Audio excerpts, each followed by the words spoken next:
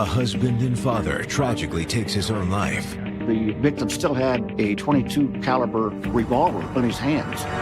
Maybe he just had enough of the pain, you know? But an unexpected confession reveals there's much more to the story. No, this is not what I saw.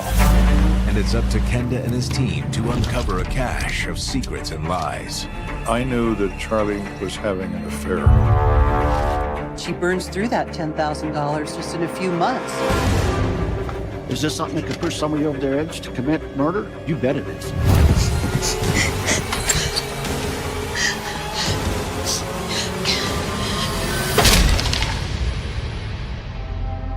Families appear a certain way to casual acquaintances.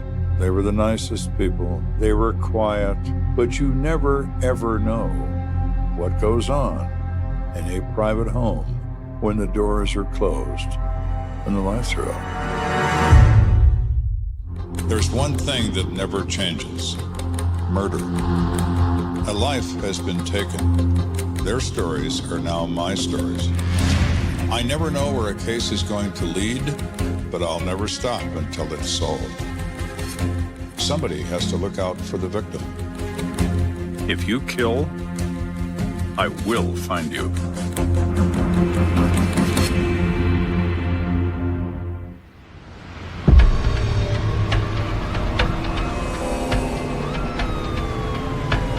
It's a busy summer night for Colorado Springs. EMTs Mark McDonald and Mark Bruning are responding to a call at a residence near Palmer Park on the city's east side. Once we got there, the PD were already on scene, and so our part of our job was to go in and actually assess the patient.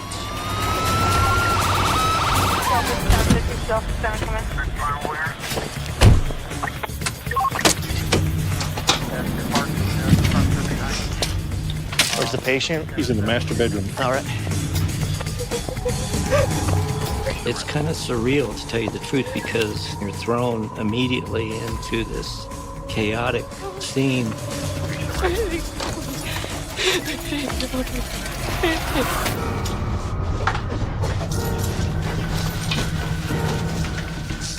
Up here, up here.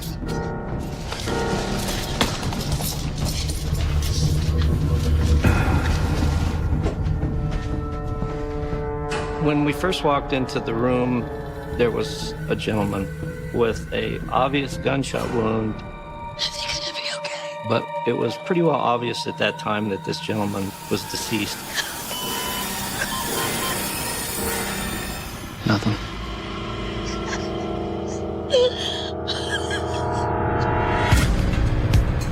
Several miles away,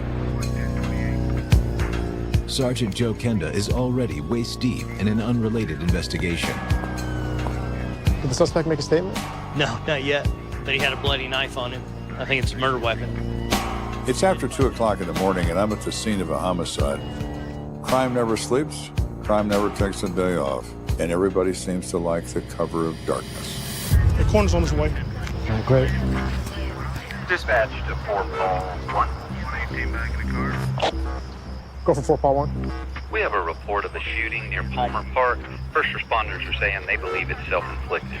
The initial report was this is probably a suicide, and I decided to remain at my current crime scene and send one of my detectives and report back to me. Within the hour, Kenda has dispatched one of his detectives to the residence near Palmer Park. Good evening, Detective. Hey, what do we got here? 39-year-old male, single gunshot wound to the head. Appears to be self-inflicted. They had identified him as an individual named Charlie Tuttle, who actually worked for the city of Colorado Springs in the electric division. Before I met Charlie, he was a staff sergeant in the Air Force, and he worked in electronics, repairing and calibrating flight simulators. He was always perceived as a very honest and trustworthy person. Looks like the wife, stepdaughter, and her neighbor discovered him in the bedroom. We cut the neighbors loose. He didn't know anything. Okay. Now where's the body? Upstairs in the bedroom. Lead the way.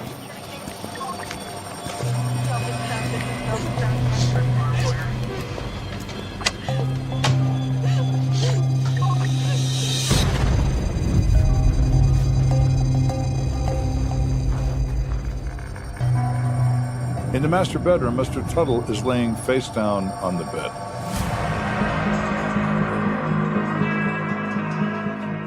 The family found him like this? Yes, sir.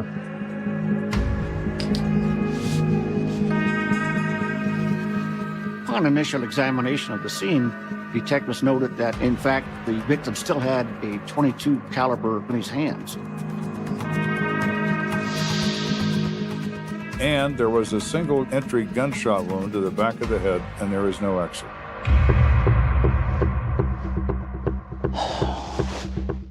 What an odd way to shoot yourself. Most gun suicides, the person is sitting erect and the gun is fired into the temple. It's extremely uncommon to see someone lie on their stomachs and shoot themselves in the back of the head.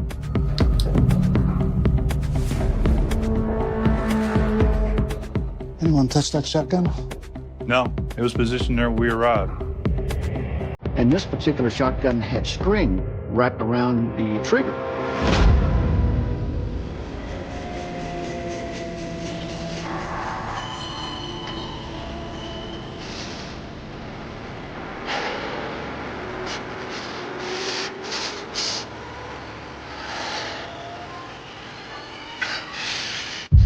Now that is indicative of someone trying to rig a weapon so they can cause it to discharge by aiming at themselves. He rigs this gun and then apparently changes his mind.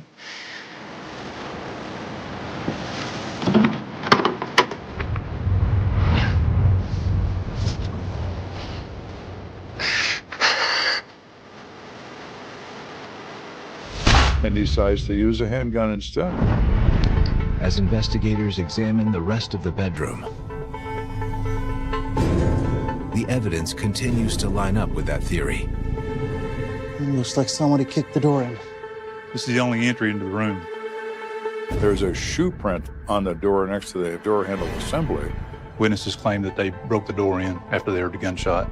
We have an individual who was depressed and actually locked himself in the bedroom, climbed into bed, and shot himself. That's a pretty good possibility at this point. To confirm that possibility, investigators need to see if witnesses' stories lead to the same conclusion. Well, let's go talk to the family. If he killed himself, maybe they can tell us why.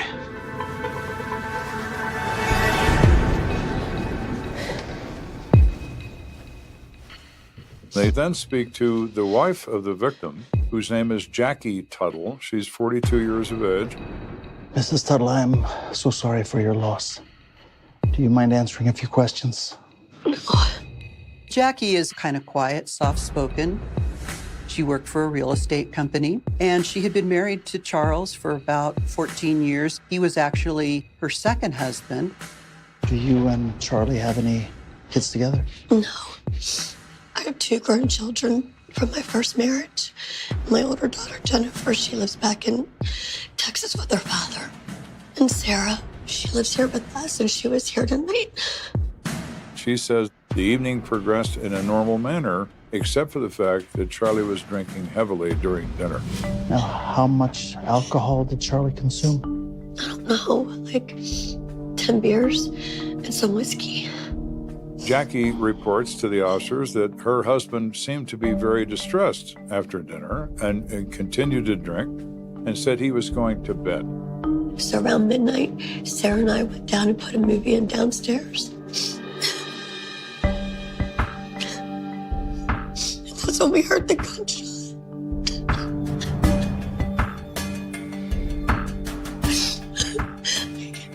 I'm sorry. I can't breathe. I can't. It's okay. Thank you. And that's when she became so distressed and she could not continue conversing with the officers because of her emotional state. Hoping to learn why Charlie was distressed, investigators turned to Jackie's daughter, 19-year-old Sarah Reynolds. Excuse me, Sarah. Do you have a moment to answer a few questions? They ask her to describe the events of the evening, separate from her mother, and she tells precisely the same story. So after dinner, Charlie went to bed, and Mom and I watched a movie in the living room. Please be with me. Be with me, please. and it was about 1:30 when she heard a loud bang. What was that?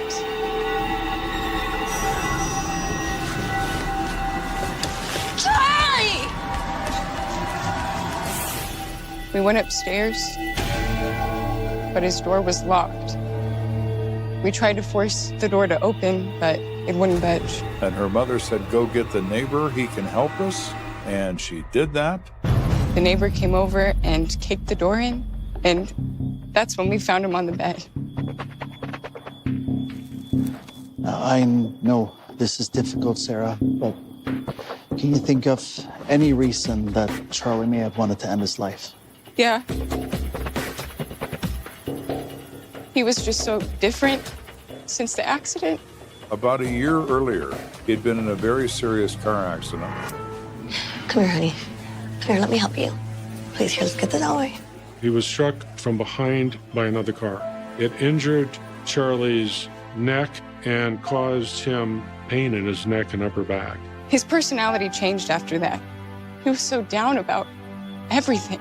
Constantly called out of work. He became more depressed. He drank more. Now, all of that put together certainly sounds like someone who may be willing to end their days. After dinner, he was complaining that his neck hurt. Maybe he just had enough of the pain, you know? Yeah. Once again, I'm truly sorry for your loss. Hours later, Sergeant Kenda requests a status report on Charlie Tuttle's case. We found it odd that he shot himself in the back of the head, but all of the evidence that we found at the scene is consistent with suicide. So what's the coroner think? Oh, here's the report. By law, the coroner determines the method of death and the manner. Okay, thank you. The coroner's office is fully informed of the details about Charlie's recent history and his motor vehicle accident and his depression, and the coroner rules it as a suicide, and the matter is closed, or so everyone thought. 6 months later, an unexpected visitor shows up at CSPD. Sarah Reynolds? All right, have a seat. Someone will be with you in just a moment. Thank you. When someone comes into police headquarters and asks to speak to someone in homicide, they are directed to a supervisor, which in that case was me. Hi, I'm Sergeant Kenda. Is there something I can help you with? She had a pretty forlorn look on her face and was somewhat quiet. The body language suggests that maybe she just wants to leave and is sorry she came in here. It's all right. Anything you need to tell us, it'll be okay. Well, my stepfather, Charlie Tuttle, he died 6 months ago in our house. Okay. And she looked at me and she said, "Well, I told a story to the policeman about how my stepdad killed himself." But I was lying. Oh my. Well, this is getting interesting.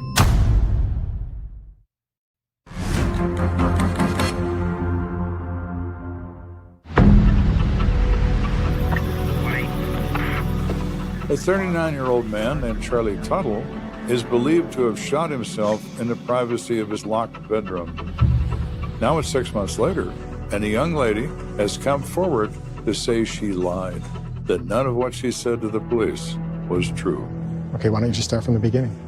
So, the night he died, I helped my mom make dinner.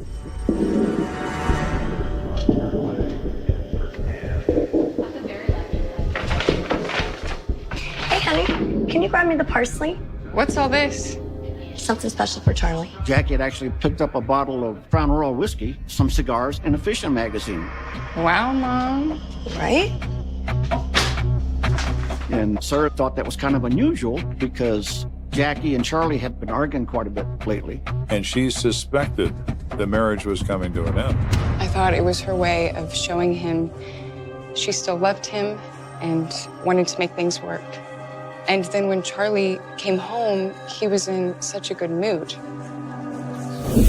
Oh, wow. It's not my birthday. No? Oh, are you making your famous meatballs? She said he was quite surprised and happy to see them fixing a nice meal for dinner. And when we sat down to dinner, Mom and Charlie were reminiscing about old times. This looks great.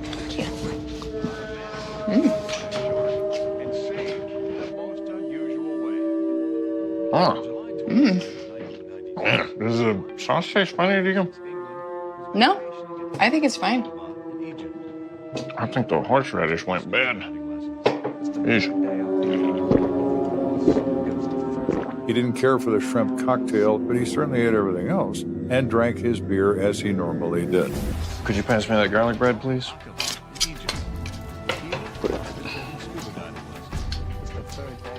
We had a really nice evening. And then Mom wanted to watch a movie. But Charlie said he's going to bed to read his fishing mag. Do you remember what time that was? No, I just remember the movie started and I must have totally passed out. And that struck me. I passed out? Why did you pass out? Were you drinking? No, I just remember feeling so tired all of a sudden. I couldn't keep my eyes open. And then I woke up around 1:30. The house was quiet. The movie was on pause. Her mother, Jackie, wasn't there, and so she's sitting there on the couch, and then she heard this loud boom from upstairs.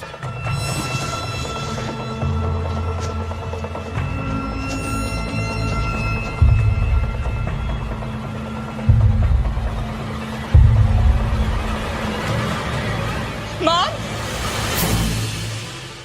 Her mother is holding a green bath towel, and protruding from the bath towel is a gun. Honey, I need you to stay calm, okay?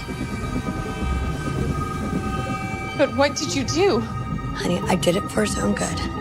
According to Sarah, she says, you know that Charlie's been in a lot of pain, and if anybody asked you, he did it to himself. Now, I need you to take this towel and put it in the basement. Naked.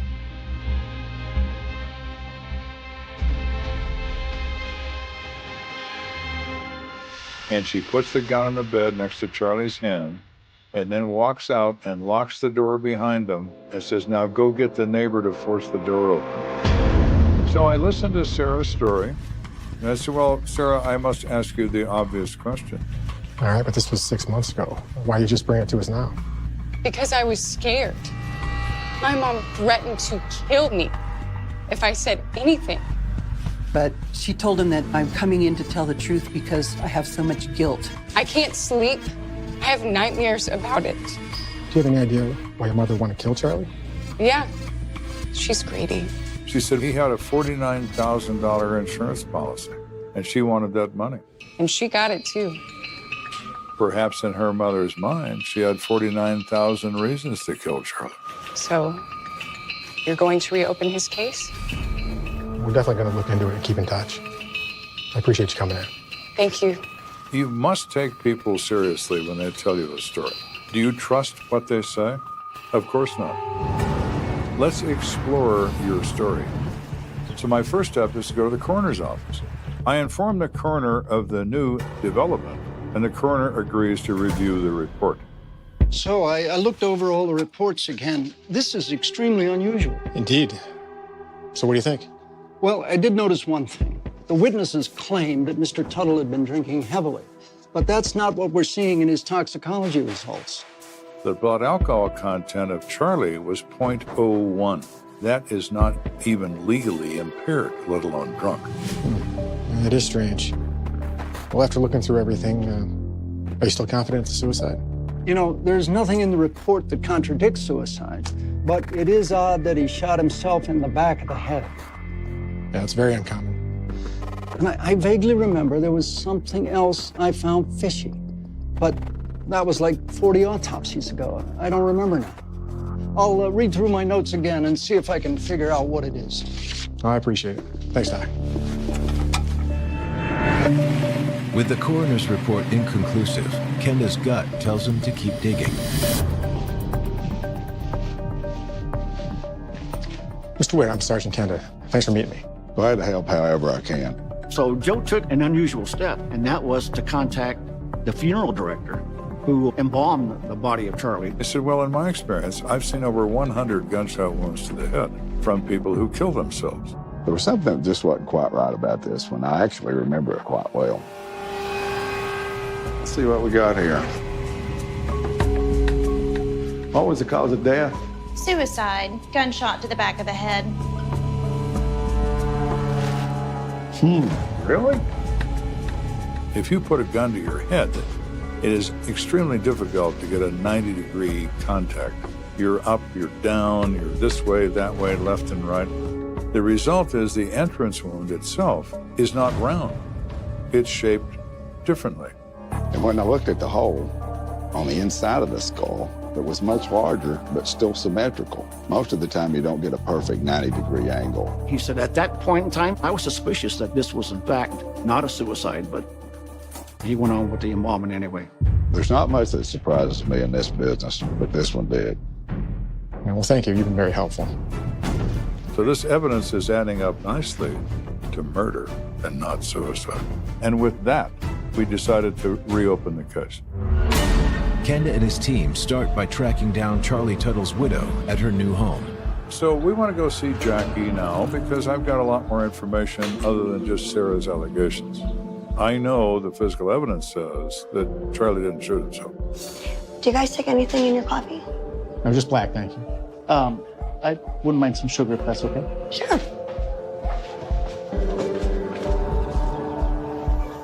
The first thing we noticed is very sparse. Very little furniture, very neat, very clean. Where are all the family photos? There are no pictures of her husband, almost sterile, if you will. It is very odd to have a personal home that contains no evidence of memorabilia of your family. So there's something already quite odd about Jackie. So, what do you guys want to talk about? Well, your daughter Sarah stopped into the precinct. She did? Why? We tell her, your daughter came to report that you killed your husband and swore her to secrecy. She's lying. It's an absolute lie. Now, Mrs. Tuttle, why would your daughter make up a story like that? It's obvious. She wants more money. And we looked at her and we said, excuse me, what do you mean by more money?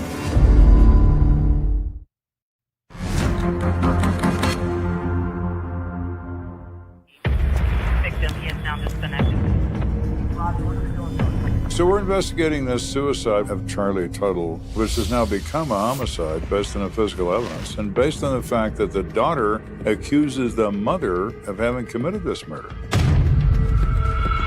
And Jackie tells Joe, oh, she's lying. She only wants more money. Well, more money, what does that mean? I guess the trouble started with Sarah when Charlie passed away. She said there was a life insurance policy that was worth $49,000. I received the $49,000. I felt guilty about having all that money. And Sarah, who was a starving beauty college student, had no money. I gave her 10 grand to finish school. I wanted to help her. I wanted her to get on her own 2 feet for once. Sarah was the kind of kid where she'd never really had to go out and earn a living. You know, I guess my daughter's a bit of a sponge. So what's all this have to do with Sarah saying you killed your husband? Like I said, she wanted more of Charlie's insurance money. Jackie tells Joe that she burns through that $10,000 just in a few months. And she's already back asking for more with her hand out. So she was threatening you for the money? No, she wasn't threatening. She was just asking weird questions about the insurance policy. Like what? She said, Sarah's been talking a lot about the insurance and who the beneficiary actually was. And Jackie felt that that was somewhat suspicious.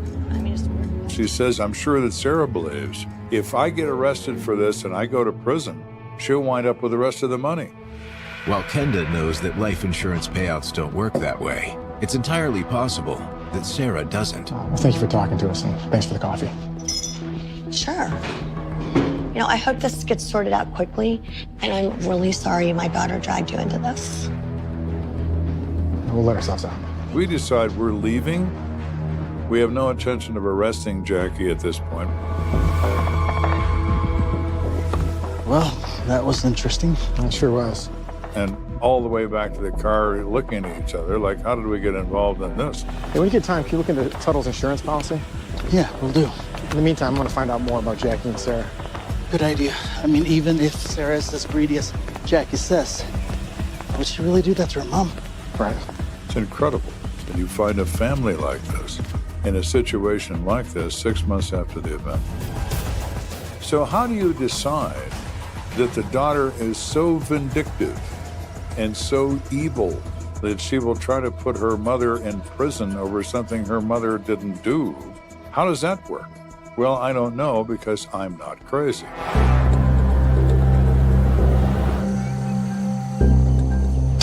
Hoping to learn more about Jackie and Sarah's relationship, Barbara? Kenda's team tracks down someone close to the family. We discover a mutual friend whose name is Barbara Levitt. I'm Detective Kenda. What can I do for you, Detective? So you're friends with Jackie Tuttle? Yeah, I know Jackie. I've known her since 11th grade. Back when we lived in Texas. Almost 25 years. I didn't think I was that old.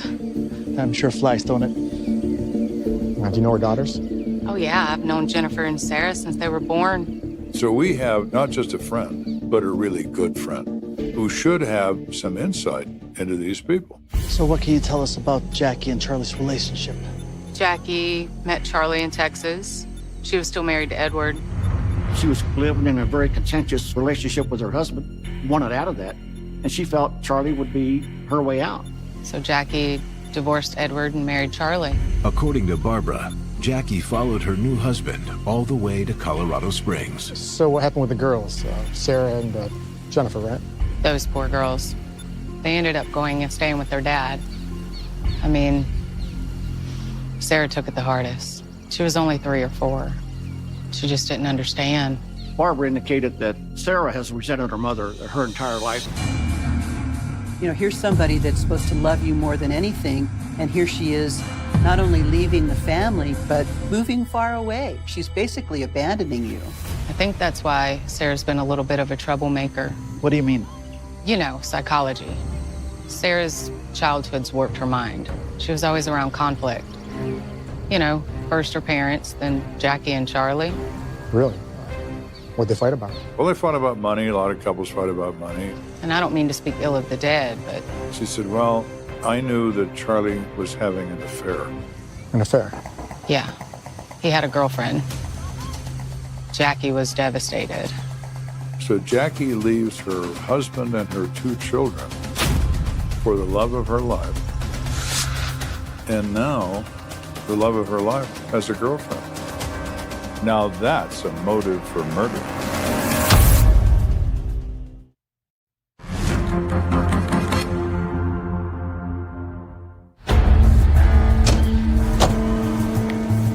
So in this investigation of the death of Charlie Tuttle, we've come a long way. And now we learn that there's an affair involved, which really puts the emotions on edge. They had some pretty bad arguments over this woman. Charlie swore he wasn't cheating on her. And why did Jackie think he was having an affair?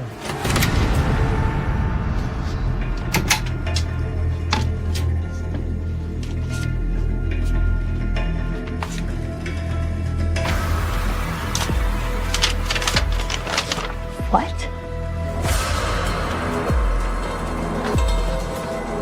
She says that she had found some notes between Charlie and this woman called Betsy. And so Jackie was convinced that he was going to leave her for Betsy.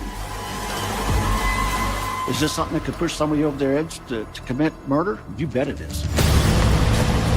We've got to find somebody else now that may know about that.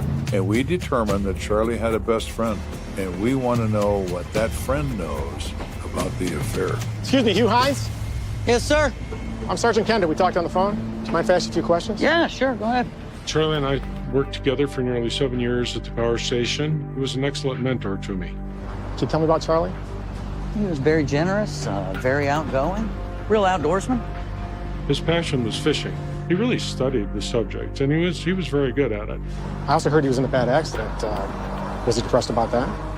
No, I don't think so. He's depressed about his marriage. We were close enough where we shared very personal information, and so I know that Jackie and Charlie were having difficulties in their relationship. Was Charlie planning on leaving her? Yeah, he was just trying to figure out how to get his retirement funds out first. I'm not sure if these were exactly Charlie's words, but the message was that I have had it. I'm just taking my dog, my guns, and I'm going to Alaska. Alaska? Mm-hmm. Was he going with someone? No, Charlie just wanted to be alone. We say, well, Hugh, we hear a story that maybe Charlie was having an affair with some woman named Betsy. No way, man. He wasn't having an affair with Betsy. Charlie and Betsy were friends. There was certainly no sexual relationship. Charlie never did anything except work and fish. Charlie, as a matter of fact, had told Jackie that he was just fed up with her and he was going to move out and divorce her. It was just because he wanted away from Jackie. Well, I appreciate the help. Absolutely. So what do we do now? Charlie was apparently planning on leaving his wife and taking his money and going to Alaska. Instead, he winds up with a bullet in his head. All signs point to Jackie. What we need now is the proof. Kenda decides it's time to go back to the very beginning. I want to talk to the first person who entered that home after the shooting. Sarge, Eric Fillmore's here to see you. Come on, have a seat. The neighbor who kicked down Charlie's door. Thanks for coming in. Sure. What can I help you with? Can you walk me through what happened the night Charlie Tuttle died? Okay. Well, I was sleeping and Sarah came over and woke me up. And she said Charlie hurt himself. I was in a fog of sleep, waking up, like, what? Basically, she just wanted me to come over and check it out. He goes with her over to the house. Jackie's on her knees in the hallway, crying hysterically. He tries the door. It is, in fact, locked. And then I think she encouraged me, can you break it in? I said, okay. Charlie! No, stay here, stay back. Stay back. At that point, Charlie? I smelled gun smoke. I could visually see a haze in the room. And then I saw the blood and the gun. I ran downstairs and called 911. It's burned in my brain, I would say. In my mind's eye, I can glimpse the metal of the gun, his head, and the blood. I've got some crime scene photos. Would you mind taking a look at them? Yeah, sure.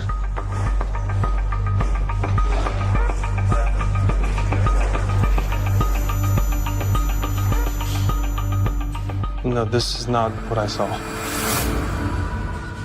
That's not the way I found it. It was different in the photo than how I came upon the scene. I entered the bedroom. You could tell that there was somebody in the bed. Charlie! But the comforter was pulled all the way up. Charlie! Now, if you're going to shoot yourself, would you hide under a blanket to do it? No. But if you kill somebody and you don't want to look at them when they're dead and feel the guilt, you cover them up. Well, my. That's important. Even with Eric Fillmore's statement, Kenda's case against Jackie Tuttle is weak. As he's pondering how to strengthen it, a possible solution surfaces. Hey, Sarge, remember when you told me to check into Charlie's insurance policy? Mm-hmm. You're gonna like this. He confirmed that Jackie did receive $49,000 from the insurance company, paid her daughter Sarah $10,000, and they have bank deposits into Sarah's account of $10,000. Okay, but Jackie already told us that. Yeah, but what's strange is her other daughter, Jennifer, didn't get a penny. And why would the mother give money to one daughter, not the other?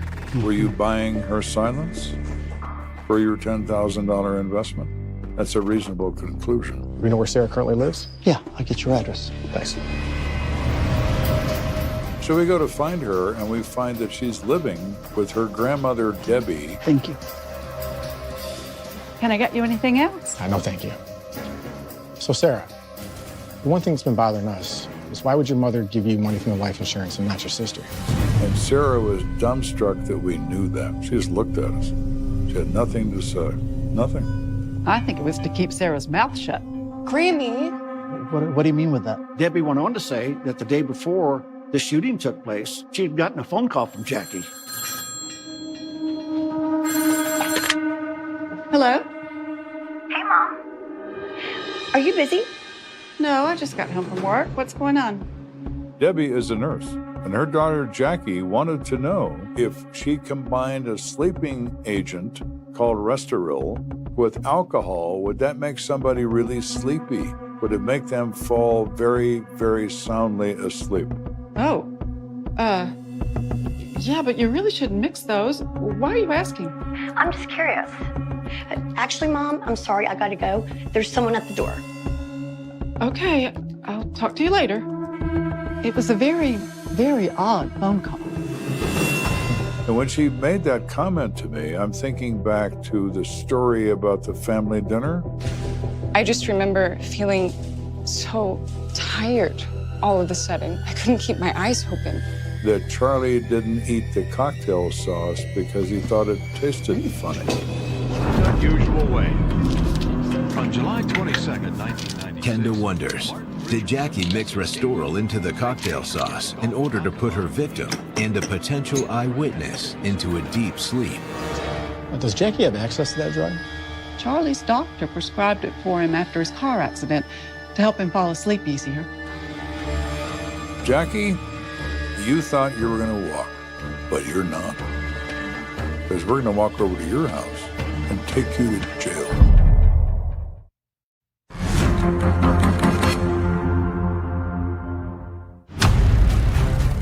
After this long, prolonged investigation, all the information we have learned adds up circumstantially to the guilt of Jackie Tuttle. We're going to place her in custody for the death of her husband. Over the next couple hours, Kenda and his team hit the streets.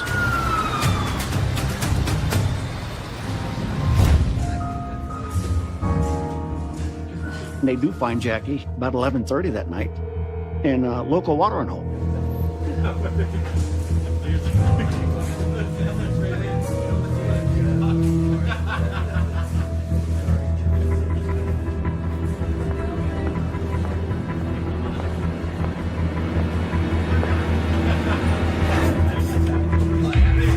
What are you guys doing here? Jackie, I have a warrant for your arrest for the murder of Charles Tuttle. You can't be serious. Cuff her. Come with me. Sarah is lying. She just wants the money. And I looked at her and I said, well, Jackie, you have a problem. Well, she wasn't the only one telling us that. But I didn't do it. That's not what the evidence says. So we're going to take you in front of a jury of your peers and let them decide about your future. Come with us.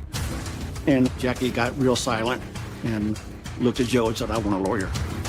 She was then taken into custody, taken into county jail and booked.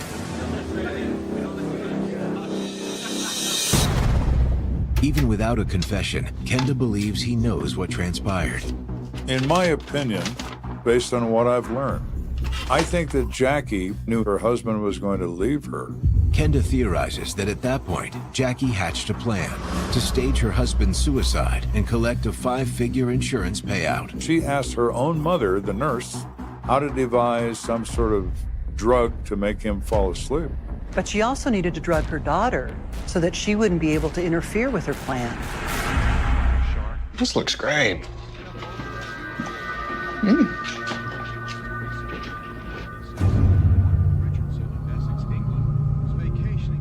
Huh.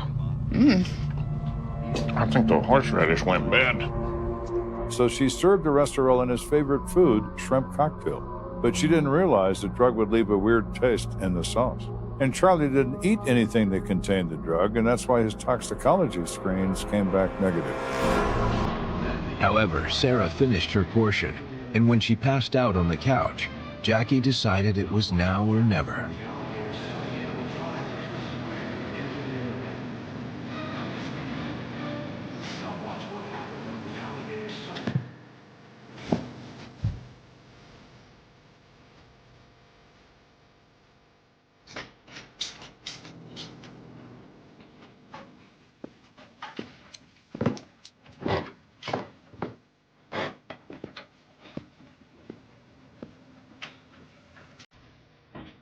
Jackie quietly went up to Charlie's room and grabbed a towel and a handgun.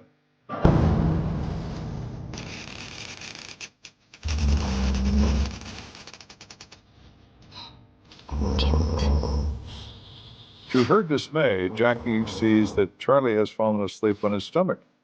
and realizes it will be suspicious if he shoots himself in the back of the head.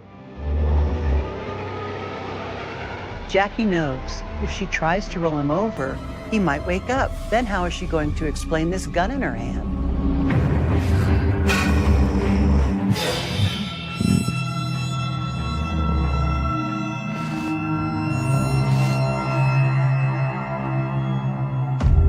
And she realizes there is no turning back. And she points the gun at his head.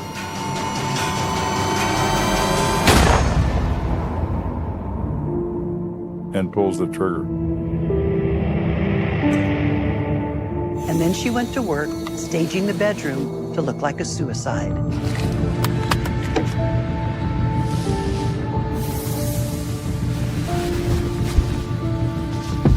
Everything about this crime scene, it's not a spontaneous thing.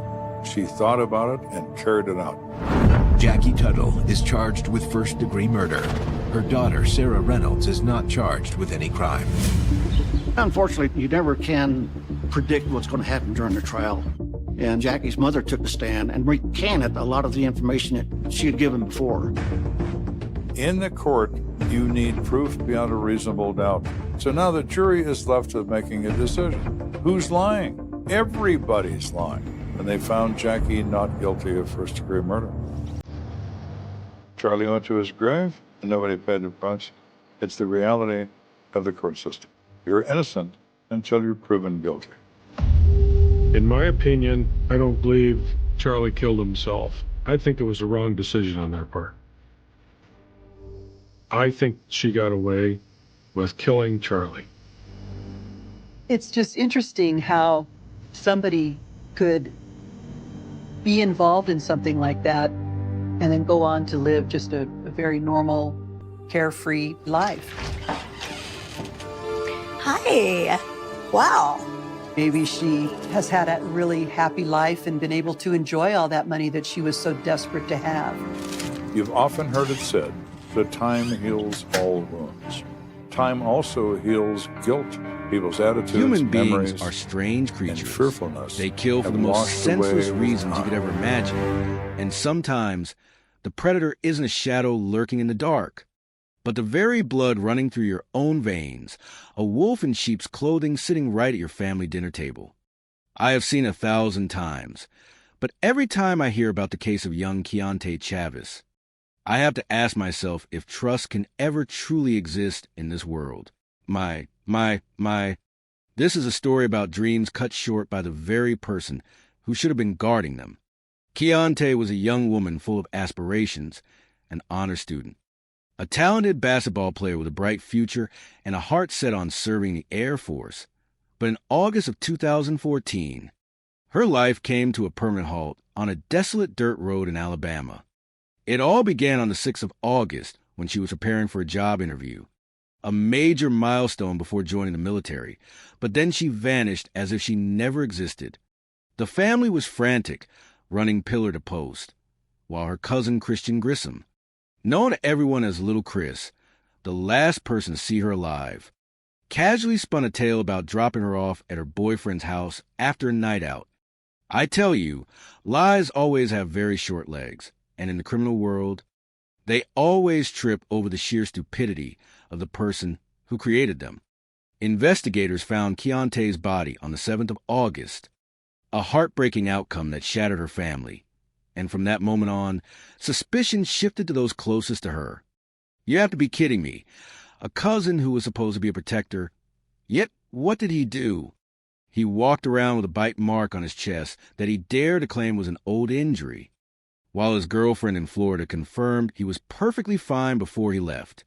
A bite mark is a steel-clad piece of evidence of resistance, the final, desperate mark left by a young girl fighting for her life against a beast. And it didn't end there. His cell phone records place him less than 1 mile from her body at 3 o'clock in the morning. And the bloodstain on his car's headliner certainly didn't lie. It was Keontae's blood. He had murdered her and discarded her like a piece of trash. The act of a sociopath who cared for nothing but himself. At his trial in 2017, he stubbornly maintained his innocence. But justice is not something you negotiate with.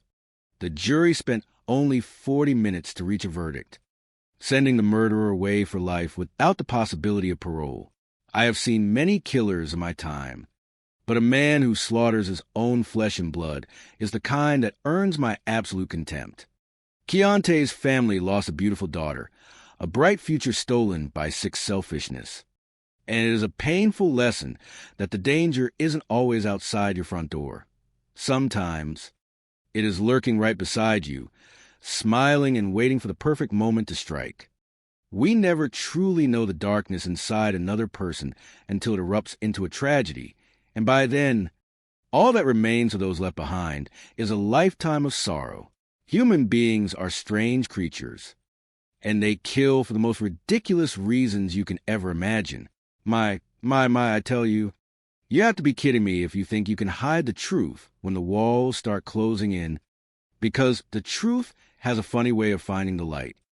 Take the case of the Wedby family back in 1989, in the heat of Destin, Florida. It looked like the quintessential American dream. The kind you see on television with the white picket fence and the perfect life. But life is not a television show, and it has a way of throwing curves that you never see coming. 26-year-old Lisa and her husband Rob, they had it all until their daughter Brittany was born in March of 1990 with Down syndrome and a hole in her heart. That is when the demon enters the marriage, not because of the child, but because of the pressure. Because some people are simply not built to handle the weight of the world when it falls on their shoulders. By 1993, the marriage was nothing but a hollow shell of what it used to be. Lisa found solace at church, but not in the pews. She found it in Michael Frazier, the choir director, and as we say in this business, people always talk in small towns. Rob confronted her, and she gave him the classic lie, the one that every detective has heard 1,000 times before. But on June 8, 1994, at 1 o'clock in the morning, the lie turned into a nightmare. Rob woke up to the smell of smoke, not from a fire, but from a cigarette, and then he saw it, a man with a knife, a masked intruder standing in his bedroom. It was a struggle for life and death, and when Rob looked at his attacker, he saw the face of the choir director, a man he knew, a man he trusted. The police arrived, and the story started to fall apart like a house of cards. Because when you put a husband and a wife in separate rooms and you ask them to tell the same story, the cracks start to appear, and these cracks were wide enough to drive a truck through. Lisa claimed she was a victim, but her body language told me everything I needed to know. And the truth came out in the silence that followed when Rob asked her what she really did in that house. She admitted they planned it all, every single bit of it, for $1.5 million life insurance policy. It is amazing what people will do for a check, and they thought they could get away with it, but they were wrong. Michael got 4 years in prison, and Lisa, she got a single year, and I tell you, you have to be kidding me with that kind of justice. But what really stays with me is not the crime itself. It is the betrayal.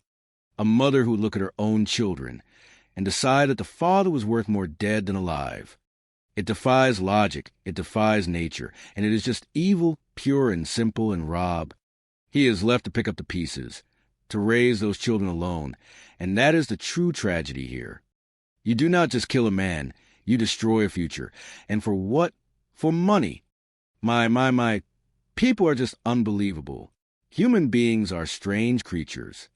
They kill for the most ridiculous reasons you can imagine. My, you have to be kidding me. This is the story of a woman who is always center stage. Jean Schwarzkopf, a woman with flaming red hair and a blue Thunderbird. She was always dressed to the nines and forever young. She was a woman who loved life, a woman who loved her family. But the high life comes with a price. There were sharks circling in Florida, and Jean was vulnerable. Like most big plays, this one ended too soon. It is September 1993 in Greenwich Village, New York.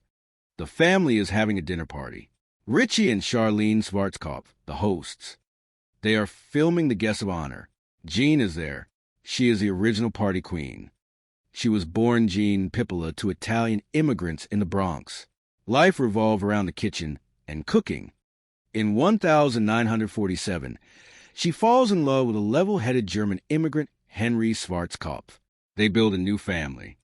In 1951, the family is completed by the arrival of daughter Renee.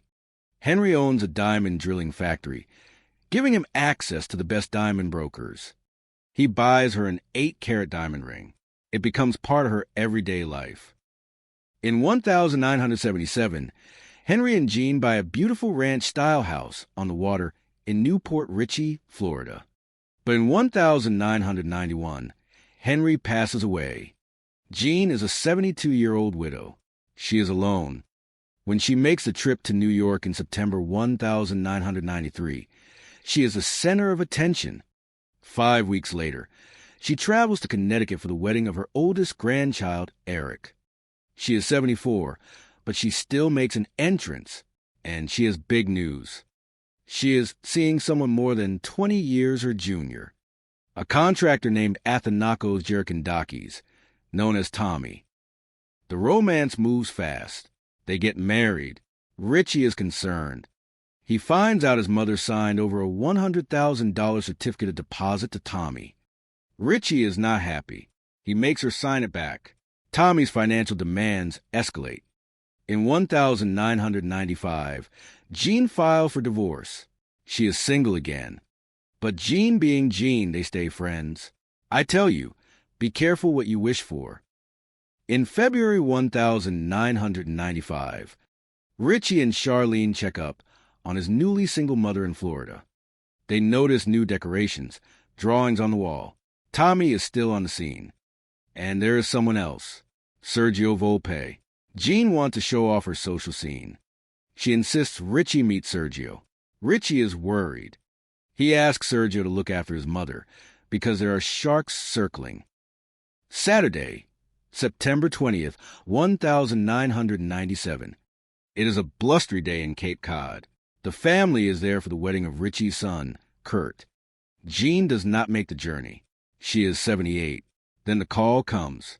Jean is dead, murdered. Total disbelief. Richie is the father of the groom. He has to carry on. 200 people are there. They hide the truth. They do not want to ruin the wedding. In Newport Richey, Detective Jim Sessa arrives. His first homicide. The house is immaculate. No forced entry. But the bedroom is a disaster. Empty jewelry boxes. Disarray. Jean is in the wardrobe, wrapped in yards and yards of duct tape. And the medical examiner finds something strange. Flowers jammed down her throat. She died of asphyxia. Why the flowers? Why the tape? It is vicious. It is heartless. The family arrives. The 8-carat ring is missing. They suspect Tommy. He had access. He had money issues. But Tommy has an alibi. He tells the police to look at Octavio. Octavio Volpe. He owns a bakery a mile away. He is the brother of Sergio, Jean's friend. The family starts digging. They find out Jean helped Octavio buy a black Mercedes in 1996. Octavio is greedy. Detective Sessa investigates. Octavio mentions a friend from Chicago named Anthony Carcione. He says Anthony came down to visit. Sessa finds the airline records. A passenger named Anthony Carcione was scheduled to come the day prior to the murder and leave the day of the murder, but he never made it. Sessa goes to Chicago. He finds Frankie, the man who called Octavio. Frankie admits he drove Anthony home instead of flying. Anthony says he had to go to Florida because he had trouble with an old lady. My. The investigation moves to the federal level. Conspiracy to transport stolen property. Frankie pleads guilty. Then the trial. Octavio and Anthony are found guilty and sentenced to life plus 20 years. But the detectives do not stop there. They want justice for the murder. They go to state court in Florida. The prosecutor paints the picture. Octavio and Anthony. Anthony poses as a delivery man. He knocks. He gets in. He beats her. He stuffs the flowers in her throat. He tapes her like a mummy. He takes the jewelry. He walks out like nothing happened. They are found guilty of first-degree murder and given life sentences. A wonderful woman, a grandmother, A mother taken because a few men thought she was an easy mark. It does not bring Mom back, but justice was served. Jean Schwarzkopf took the years she had left and enjoyed them to the fullest. Maybe she would find it ironic that she became the story everyone else is reading. I tell you, that is the world we live in. Human beings are strange creatures. They kill for the most ridiculous reasons you can imagine. Sometimes it starts with what looks like love, but it ends in a place where only the devil feels at home. I tell you, I have seen things in my career that would turn your stomach. And this case, this one right here, is one of those that just makes you shake your head in disbelief. My, you have to be kidding me. Let us go back to June 1991 at San Diego International Airport. We have a young boy, Brandon Duran, meeting his family. He grew up, he became a star in his own right, a snowboarder, a man who loved his father with everything he had. When his father died in 2005, a piece of him died too. He went looking for connection, and he found Amber Andrews. They thought it was destiny. They married on June 6, 2006, a date some folks call the Devil's Day. They were different, sure, but different is not a crime. It is what happened next that ruined everything. A child was born, Brando, and with that child, the mask started to slip. You see, when people have children, they either grow up or they show their true, ugly colors. Amber, she wanted a life that did not include the heavy lifting of being a mother and a partner. She wanted the party. She wanted the chaos. Brandon, he was a man who stood for something. He fought for his son, and for that, he paid the ultimate price. In 2012, he thought he was going to mend things. He thought he was going to Oklahoma for a new beginning. He was walking into a slaughterhouse. You have to be kidding me. He was lured there, a ruse, a trap set by the person he once trusted. He was silenced, and the people who did it, they thought they were clever. They wrote a list of things to buy, a shopping list for murder, bleach, saws, buckets. They thought they could scrub the world clean of their sins, but they were wrong. One witness, a man named Van, he could not stomach it. He went to the law. And when we went into that pond, we did not find a secret. We found a horror show. 25 pieces of a man who just wanted to be a father. Justin Hammer. He tried to claim self-defense, but you do not write a list for self-defense. And then there was Amber. She was the architect. Her handwriting was all over that list. She sat there, spinning webs of lies, thinking she was the smartest person in the room. But lies have a short shelf life. She was sentenced to life without parole. Now, she sits in a cell, and the child they fought over, he is left with nothing but memories and a sunset that he thinks is his daddy. It is a tragedy of the highest order. Greed, jealousy, and a complete lack of human decency. That is all it takes to destroy a life. I tell you, the world is a dangerous place. But it is not the strangers in the dark you should fear the most. It is the ones who sleep in your own bed. People are strange creatures. They kill for the most ridiculous reasons you can imagine. We like to think we know the people closest to us, the ones we invite to our dinner tables, the ones we trust with our secrets. But sometimes the monster is sitting right there, waiting for the right moment to destroy everything. It is 1996 in Mandeville, Louisiana. A night of celebration.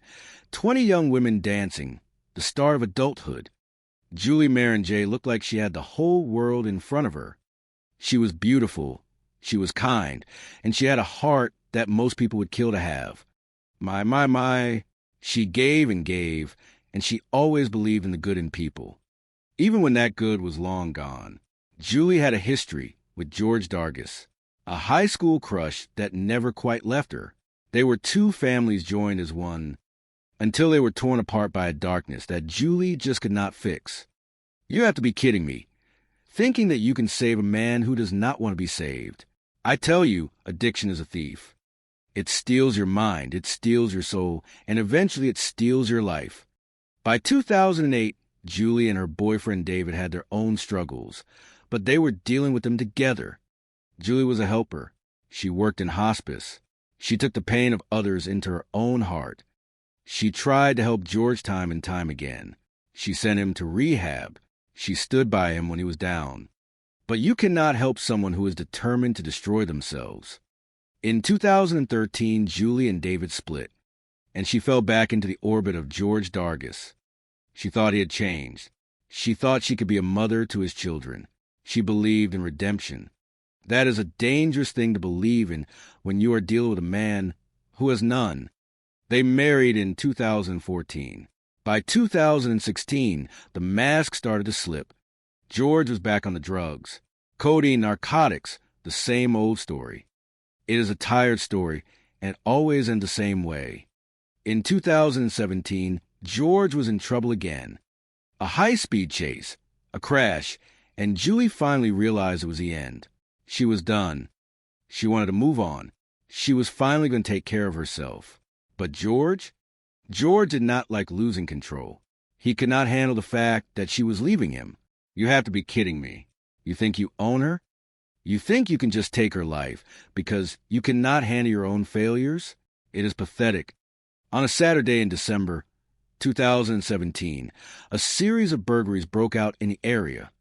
And then the call came in. The police arrived at the home of George and Julie.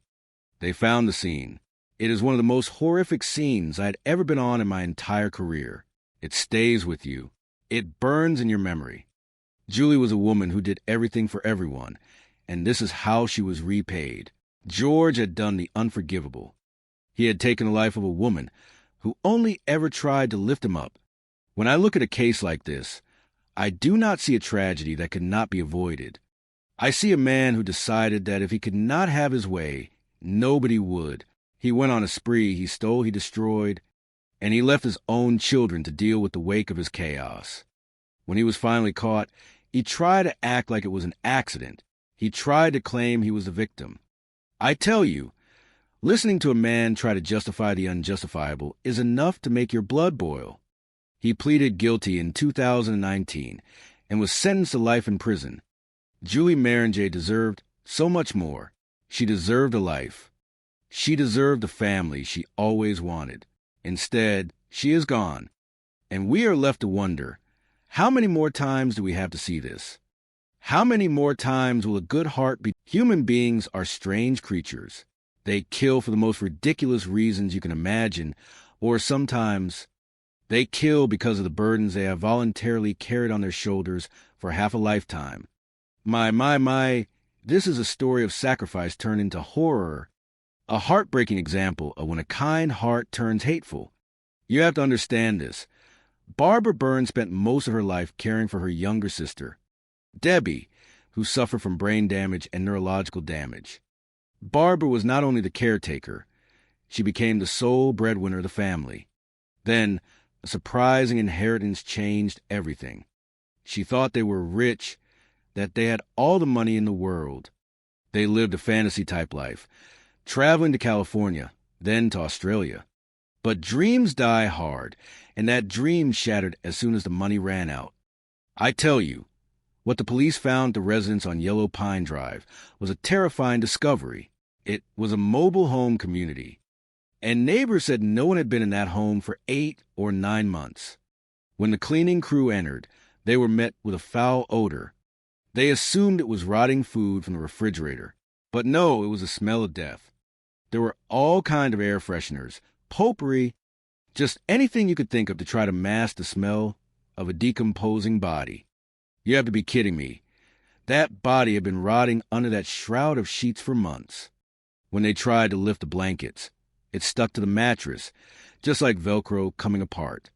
And when the plastic bag tore, a human foot was revealed. I have seen many cases, but this was a haunting combination of neglect and desperation. Police identified the victim as Debbie, who had been struck by a single gunshot wound to the forehead. A painful truth emerged during the investigation. Barbara, the devoted sister who sacrificed her youth to be a nursemaid, a mother, and a sister, simply could not take it anymore. Debbie was not an easy person to deal with. She was often demanding, disrespectful, and even violent toward Barbara. After $350,000 of inheritance vanished in just 3 years, the arguments over money pushed the limits of human endurance to the breaking point. Barbara confessed that she could not take it anymore, and in a dark moment, she committed an act that even she could not explain. Can you imagine living with a corpse for 6 weeks in your own home? She was just an ordinary person pushed to the very edge of exhaustion. I always say, sometimes circumstances create a devil. After confessing, Barbara faced 12 years in prison. To this day, she still says she cannot remember what happened, only that she misses her sister terribly. A sad ending for 2 sisters, one who lost her life, and one who lost her soul when forced to live with the memory of what she had done. Human beings are strange creatures. They kill for the most trivial reasons you could ever imagine, or sometimes they simply vanish, leaving behind a chaotic puzzle that refuses to fit together. 99% of the missing persons cases I have investigated lead to a tragic end, and the story of Melissa Casillas is not a surprising exception, but rather a labyrinth of lies and flimsy theories. Let us look at the cold, hard facts. A woman vanishes in broad daylight, leaving behind a phone that has been factory reset, a car parked at home, and an entire supply of thyroid medication necessary for her survival. You have to be kidding me.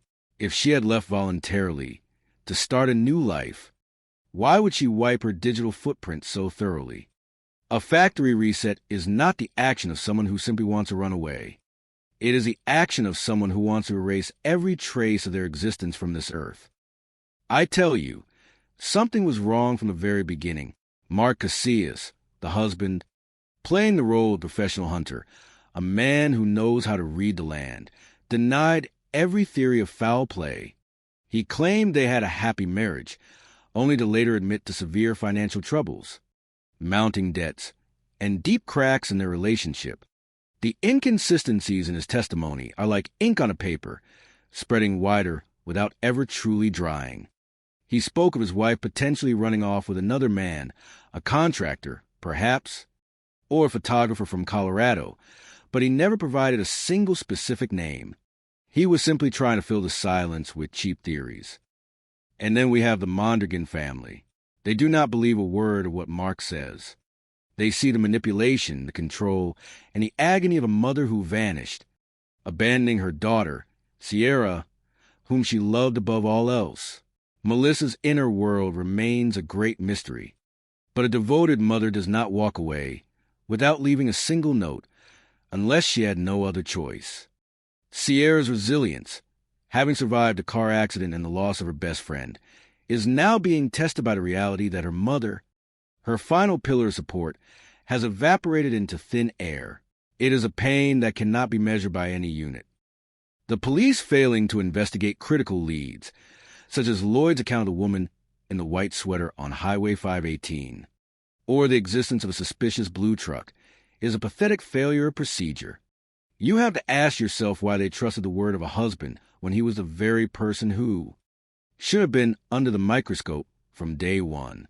The presence of a blood drop near the fish tank, the muddy boots that Mark insisted hadn't been worn, all of these are small, sharp details, cutting through the perfect veneer he tried to build. In the end, the truth is never found in what people say, but in what they desperately try to hide. Melissa Casillas is not just a case file. She was a flesh-and-blood human being with hopes, fears, and a future that was cut short. Whether she was caught in the swirl of theories regarding missing scientists or simply the victim of a calculated personal crime, the pain remains palpable. Behind every case, there is always a truth so simple it is cruel, and often it is much closer to those involved than we dare to admit. People are terrible liars, and my job, after all these years, has simply been to wait until they trip over their own words. The human condition is a strange, messy business. People die for the most mundane, foolish reasons you could possibly imagine. But the tragedy isn't always in the ending. Sometimes it's in the silence that follows. I have walked into more crime scenes than I care to remember, and I have learned one absolute truth.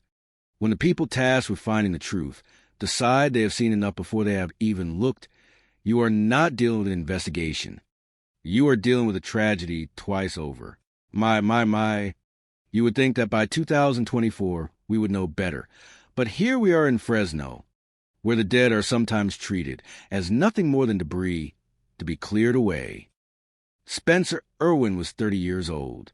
He was a son, a young man who fought the demons of alcohol with an openness that most men twice his age could never muster. He had a mother, Kelly, a woman with a backbone of steel, who knew her son better than any badge-wearing stranger who glanced at his body and decided he was just another statistic. They found him at the bottom of a loading dock, naked, covered in dirt, lying in a pattern of movement that the authorities lazily dubbed a snow angel. They saw the scene, they smelled the air, and they made a choice. They decided it was an overdose, closed their notebooks, and walked away. I tell you, that is not how you serve justice. When you find a man stripped of his clothes in the middle of a California summer, your first thought should not be a drug overdose. My first thought would be, where are his things? Why is he in a place that has no connection to his daily life? A man does not walk 4 miles in the heat to a loading dock just to expire from natural causes. It does not make sense. It defies the fundamental laws of human behavior. You have to be kidding me. They claimed he died of natural causes, a sudden cardiac event, yet they never performed an autopsy. They burned the evidence, literally and figuratively, by cremating him before the truth could be laid bare. Kelly Irwin was left to piece together the life of her son and the mystery of his death, navigating a labyrinth of indifference. She found a white Kia Soul on surveillance footage, acting in a way that would make any investigator worth his salt paws. She found the witnesses who saw marks on his neck, marks that the initial responders conveniently failed to document or investigate. They pushed the narrative of the tragic addict because it is the path of least resistance. It is easy to label a man, to bury the file, and to go home for dinner. But a mother does not sleep when her son's story has been written by someone else's lies. The human heart is capable of great kindness and horrific apathy. Spencer tried to help those who had nothing, reaching out to the forgotten and the broken. Yet, when he became one of the forgotten, he was treated with a coldness that borders on the criminal. If you do not look, you will not find. If you do not ask the hard questions, you do not deserve the answers. This case was mishandled from the first moment the sirens pulled away, leaving behind a mother to do the work that badges and uniforms are paid to handle. It is a haunting reminder that in the eyes of the system, some lives are weighed differently, and that is a failure that stains us all. I tell you, the truth is not always found in the report. Sometimes, it is found in the questions that the authorities were too lazy to ask. My, people are strange creatures. They convince themselves they are clever, that they can weave a web of lies so intricate it will hold forever. But human beings are inherently flawed, and their memories are even worse. They lie because they are afraid, or they lie because they are greedy, or worst of all, they lie simply because they think they can get away with it. They never stop to consider that the truth is like a caged animal. You can try to hold it back. You can try to starve it, but sooner or later, it finds a way out. I tell you, this case of Christopher Cole Thomas, this is a tragedy of colossal proportions. You have a young man, a bright kid, salutatorian of his class, a kid who wanted to help others because he had a heart for his own family. He is not a career criminal. He is an apprentice, trying to make a buck, trying to figure out who he is in this big, cruel world. He ends up in a car with 2 men, Julian Valles Jr. and Jeremy Carpenter. These 2 are not his friends. They are associates by convenience, and that is a dangerous way to travel. They tell a story that makes my skin crawl with its sheer stupidity. They claim they are passing through Benson, North Carolina, on their way back to Minnesota. They say Cole, the driver, suddenly loses his mind, acts paranoid, hops out of the car, and vanishes into the dark. Does that sound like a reasonable sequence of events to you? It does not to me. You have to be kidding me. A young man miles from home, in a town he has never heard of, decides to just run into the night, that is not how human nature works. People do not just walk off the face of the earth without a reason. The lies started immediately. They did not call his parents. They did not search for him in any meaningful way. They were worried about their precious work schedule. It was a cold, calculated indifference. When the truth begins to bend, it is not an accident. It is a choice. And these men were making choices every second of that night. They were not just witnesses to a disappearance. They were architects of narrative, and their blueprints were full of holes. They were not there for Thanksgiving dinner. They were there for meth. When you deal in shadows, you eventually get consumed by them. They brought Cole into a world he was not equipped to handle, a world of desperation and danger. The investigation into his disappearance revealed a sickening trail of breadcrumbs. They had his phone. They were moving around, coordinating with others, meeting up with people like Rudolfo De Leon Jr. and Anthony James Jr. You look at the surveillance footage. It is the only thing that does not lie. It is cold, it is grainy, but it is the truth. It shows Cole walking, and it shows Jeremy following him. No sudden sprint into the wilderness. Just a man being followed by a companion, who was part of the very machine that was crushing him. Then there's the phone data. It tells a story of movement, of coordination, of phones going dark in unison, then flickering back to life like a dying heartbeat. It is a digital map of a cover-up. The parents, Chris and Kathy, they're the ones who break your heart. They are the ones who refuse to accept the silence. They went to North Carolina. They combed the fields. They searched the ditches. They did what the authorities were hampered from doing, because the people who knew the truth were hiding behind a wall of fear and obstruction. They had to play a high-stakes game, even going so far as to bond a suspect out of jail just to get him to talk. That takes a kind of courage that most people do not possess. When you get these people alone, away from their handlers, away from the network of lies, they start to crumble. They start to hint. They start to admit that things went wrong. They talk about missing drugs, about confrontation, about being over their heads. But they never give you the final piece of the puzzle. They hold back the one thing that matters. Where is he? It is the oldest story in the book. A bunch of cowards scare their own shadows, trying to bury a secret that is far too heavy to stay underground. They might think they have one because there is no body, because the charges were dropped, because they are still breathing. But they have to live with themselves. They have to wake up every morning and look in the mirror.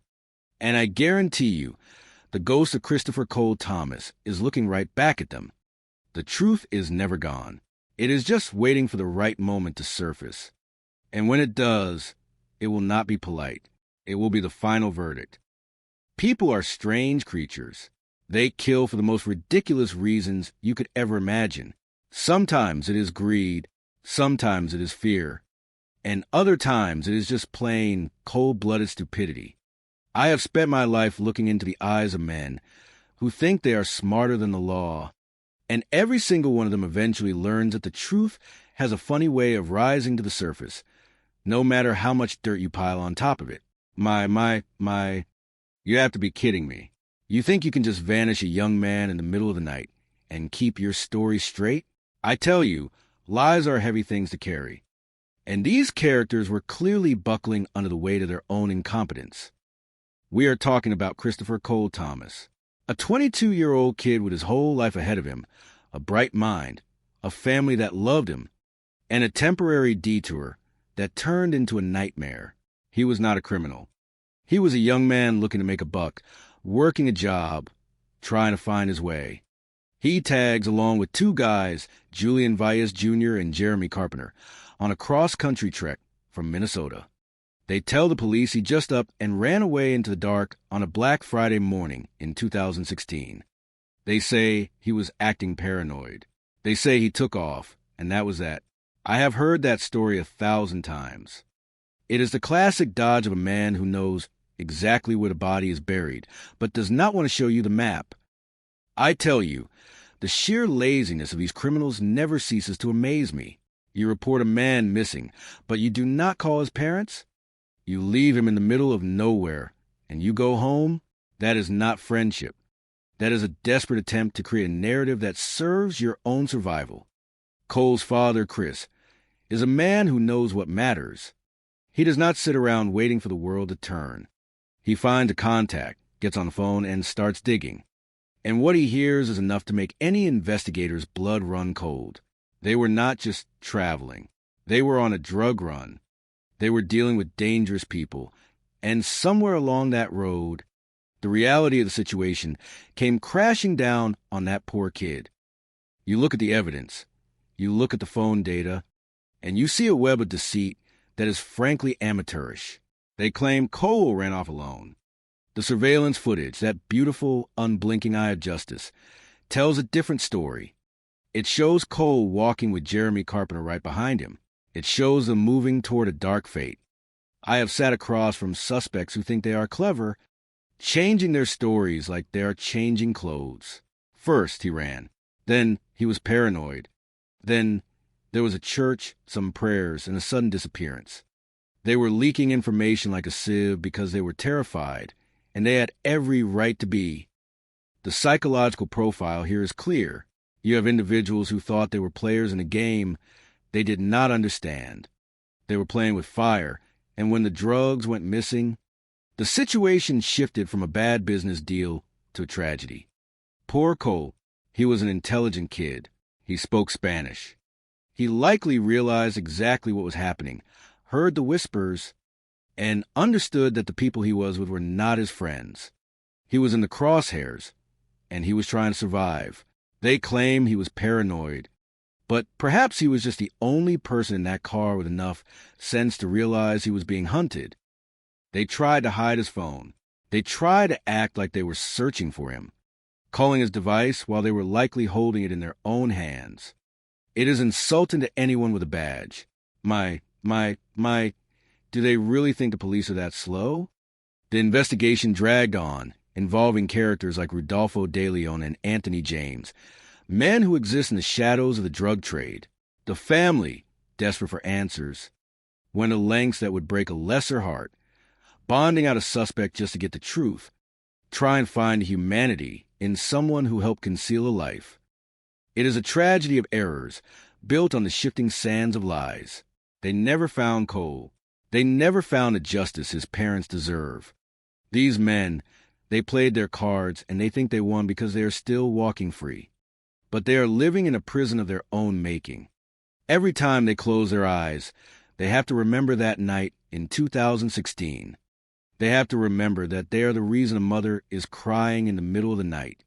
I have seen it 100 times. The case might be cold, but the truth is a living thing.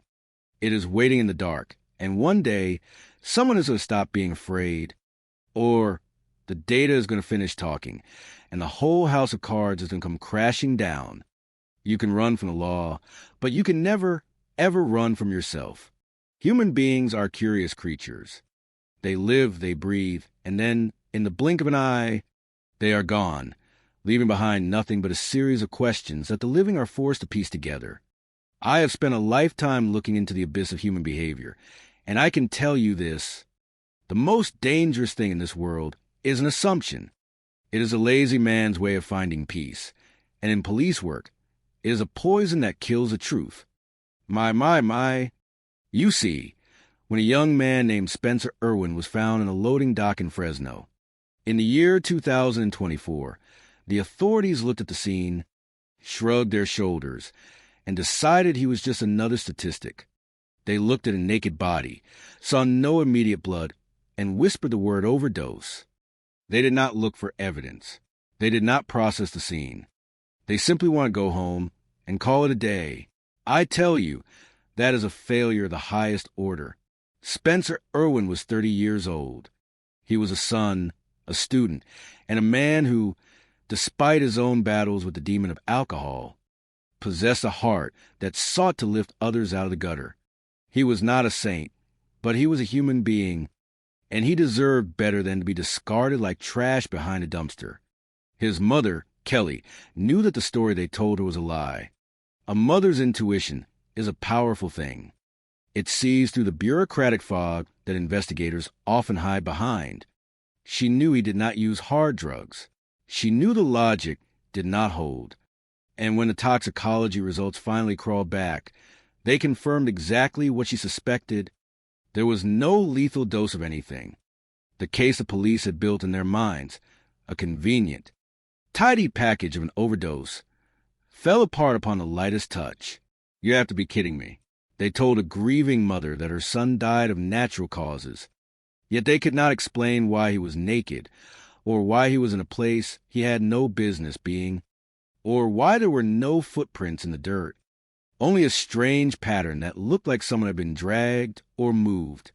They closed the case because it was easier than doing the work.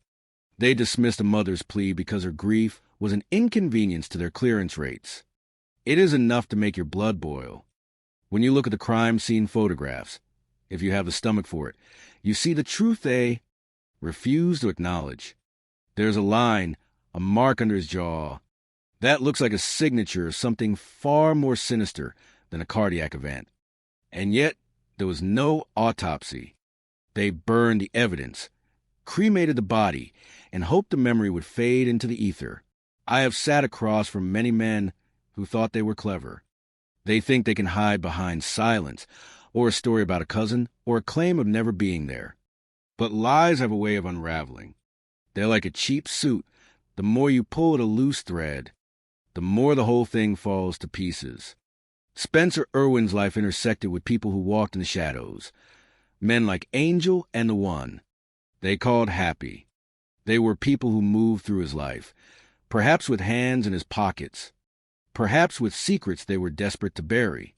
The fact that the police initially ignored the missing property, the stolen laptop, the inconsistencies in the witness accounts. It is a catalog of negligence. You cannot solve a murder if you are not looking for one. The internal struggle of a victim like Spencer is a tragedy of quiet desperation. He was trying to climb out his own hole, to get to rehab, to secure his future. And at the same time, he was surrounded by individuals who saw him as an opportunity, a mark, or a nuisance. The fear he must have felt in those final hours, if he was indeed in the wrong place at the wrong time, is something I do not care to imagine. And for the perpetrator, the coldness required to leave a man in the dark, to strip him of his dignity and his clothes, to walk away and pretend the world is still spinning normally. That is the mark of a predator who has lost all connection to the humanity of others. It is not just a crime against the body. It is a crime against the soul of a community. I have seen this movie before. The police realized too late that they have been played by their own apathy. Now, they are chasing shadows, subpoenaing phone records, and trying to reconstruct a timeline that they should have established months ago. It is a desperate scramble to fix a mess that never should have been made. My. If you learn anything from this, let it be that you do not take the word of someone who has not earned your trust. You demand the truth. You ask the hard questions. Because when the lights go out and the silence settles in, the only thing that stands between justice and oblivion is the tenacity of someone who refuses to walk away. Spencer Irwin was a man who tried to save souls, and in his death, he has forced us to look at the ones who failed him. That is the tragedy of humanity. We are capable of the most beautiful kindness and the most sickening indifference, often in the very same breath. You have to be kidding me. Human beings are strange creatures. They commit the most senseless acts, driven by the most pathetic motives you can imagine, and they always think they are the smartest person in the room. They lie, they posture, and they weave webs of deceit that inevitably fall apart under the slightest pressure of the truth. My. You see, the hardest cases to solve are not the ones where there is no evidence at all. They're the ones where everyone involved is holding a piece of the puzzle, but is too terrified of the shadow they have cast to speak the truth. This is the story of Christopher Cole Thomas, a young man who did not vanish into the night alone, but was erased by the cowardice of those who called themselves his friends. I tell you, you have to be kidding me. Two men, Julian Vias Jr. and Jeremy Carpenter, walk into a police department parking lot in Benson, North Carolina, just after 3 a.m. on Black Friday in the year 2016. They are not screaming. They are not covered in blood. They are just inconvenienced. Their story is a masterpiece of amateur fiction.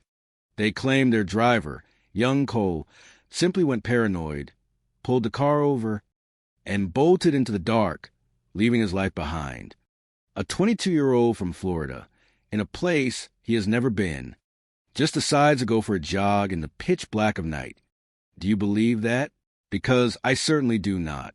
The victim, Christopher Cole Thomas, was a bright young man, salutatorian of his high school, a scholarship student, a person with a future in medicine, inspired by his brother, who has autism.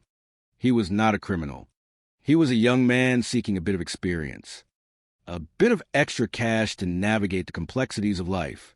He did not know these men, Julian and Jeremy. Well, they were temporary acquaintances from a job site in Minnesota. He was a transit companion in their orbit, and that was his tragic mistake. He was caught in the gravity of men who had traveled all the way from Minnesota to North Carolina not for turkey and family, but to buy methamphetamine. The parents of the young man, Chris and Kathy, were left in the dark, unaware their son was missing until the police finally reached out on Sunday. Think about that. Their son is gone, and these so-called friends do not even have the decency to pick up a telephone. When Chris finally makes contact with a supervisor from the job site, a man named Stephen, the truth begins to bleed through the lies. Stephen speaks of a strip search and a young man who was clearly terrified. He says, "I think they killed him." That is the moment the world stops for a parent. That is the moment the search for justice begins to outweigh the terror of the loss. The investigation into this disappearance is a testament to the incompetence of criminals. Surveillance footage eventually proves that Cole was indeed in the area of Benson, but he was not walking alone. He was accompanied by Jeremy Carpenter. The story shifts. It becomes a tangle of confessions, half-truths, and convenient memories of praying in front of church while a companion vanishes. They claim they heard a car door, then maybe gunshots. Each iteration of their story is merely a desperate attempt to stay one step ahead of the inevitable. They had his phone. They had his digital footprint. They moved his phone while he was supposedly lost in the woods. These men were not grieving a friend. They were managing a cover-up. When you analyze the movements of these people, the arrogance of the perpetrator becomes clear. They believe they could outsmart the law with silence. They believe that by refusing to speak, they could keep their secret buried. They even dragged others into their mess, like Rudolfo De Leon Jr. and Anthony James Jr. It was a network of complicity. They were all holding on to the secret, and they were all terrified of what would happen if the truth came to light. They were small-minded individuals, playing at being dangerous, and in doing so, they destroyed a life that was far more valuable than anything they ever possessed. The persistence of the parents, Chris and Kathy, and the dedication of a private investigator named David Marshburn revealed the rot at the center of this group. They even went so far as to bond one of the suspects, Anthony James Jr., out of jail, hoping that distance from his accomplices would provide the clarity needed to confess. It was a desperate move, an agonizing gamble for a father who just wanted to know where his boy was. They caught glimpses of the truth. They heard the cracks in the facade. But justice is a stubborn thing, and it often remains just out of reach. Hidden behind the silence of those who know exactly where the body is buried, the charges of obstruction and concealment against these men were eventually dropped, a strategic retreat in the hopes of a future homicide prosecution. But let me tell you, the truth has a way of breathing, even when it is suppressed. These men are now living with the weight of their choices. Jeremy Carpenter has passed away, taking his secrets to grave. But there are others who are still walking this earth, carrying the burden of what happened in that cold November night. They have a duty to speak. They have a duty to provide closure to parents who have spent years staring at a void where their son should be. There is no honor among thieves, and there is certainly no peace in a secret kept at the expense of a human life. Somebody knows where Cole is, and sooner or later, the silence will become a heavier burden than the truth. My, It is a tragedy of the highest order, and it is far from over. Human beings are strange creatures. They commit the most heinous acts for the most trivial reasons imaginable, and sometimes the truth remains buried in the silence of the wilderness, mocking those of us left behind to piece together the shards. You look at a case like the Jameson family, and you tell yourself that logic must prevail. But then you stare into the abyss of the unknown, and you realize that some secrets are not meant to be uncovered, at least not easily. My, it is enough to make a seasoned investigator lose their mind if they let it. You have to be kidding me, thinking that a family just vanishes into thin air, leaving behind their lives, their hope, and a trail of questions that lead absolutely nowhere. We are talking about Bobby and Sherilyn Jameson and their 6-year-old daughter, Madison. A family looking for a fresh start in the rugged, unforgiving terrain of Latimer County, Oklahoma. They were chasing a dream of living off the grid, of finding peace in a shipping container on 40 acres of untamed mountain land. Instead, they found their end. I tell you, the scene is haunting. October 17th, 2009. A pickup truck abandoned on Panola Mountain, keys in the ignition, doors locked, with a small, emaciated dog trapped inside, clinging to life. This was not a scene of a struggle. It was a scene of suspended animation.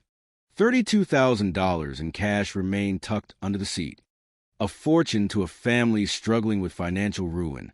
Yet it was left behind as if it were nothing more than waste paper.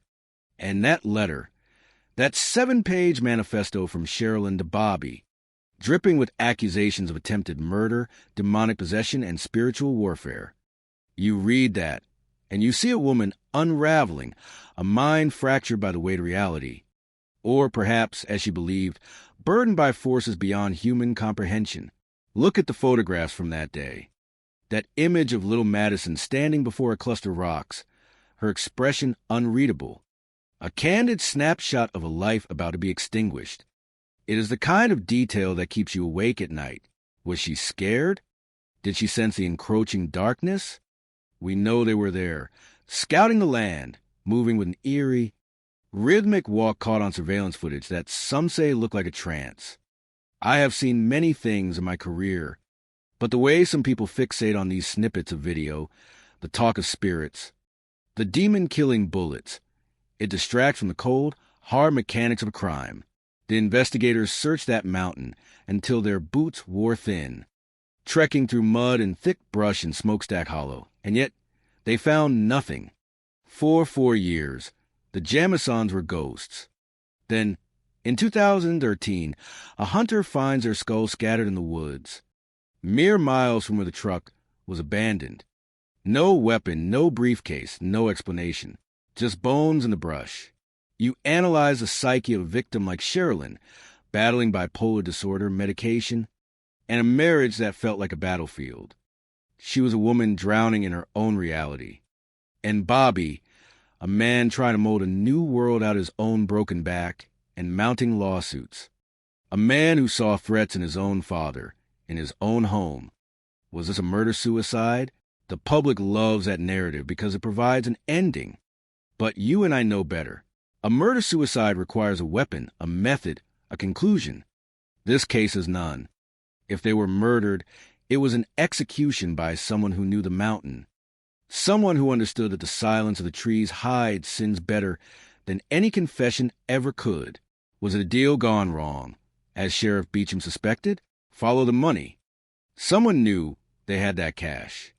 Someone knew they were up there, vulnerable, looking for a place where no one could find them. You have men like Dan Clemens, a man with a shadow in his past, a man who claimed to have seen them, talked to them, guided them. When you have a man who walks in the dark, you have to wonder if he was the one who pulled the strings. People ask me if I believe in justice. I believe in evidence. And in this case, the evidence has been washed away by time and by the indifference of the system that labeled these deaths as undetermined. It is a tragedy that reeks of missed opportunities. They were looking for a fresh start, and they found a grave.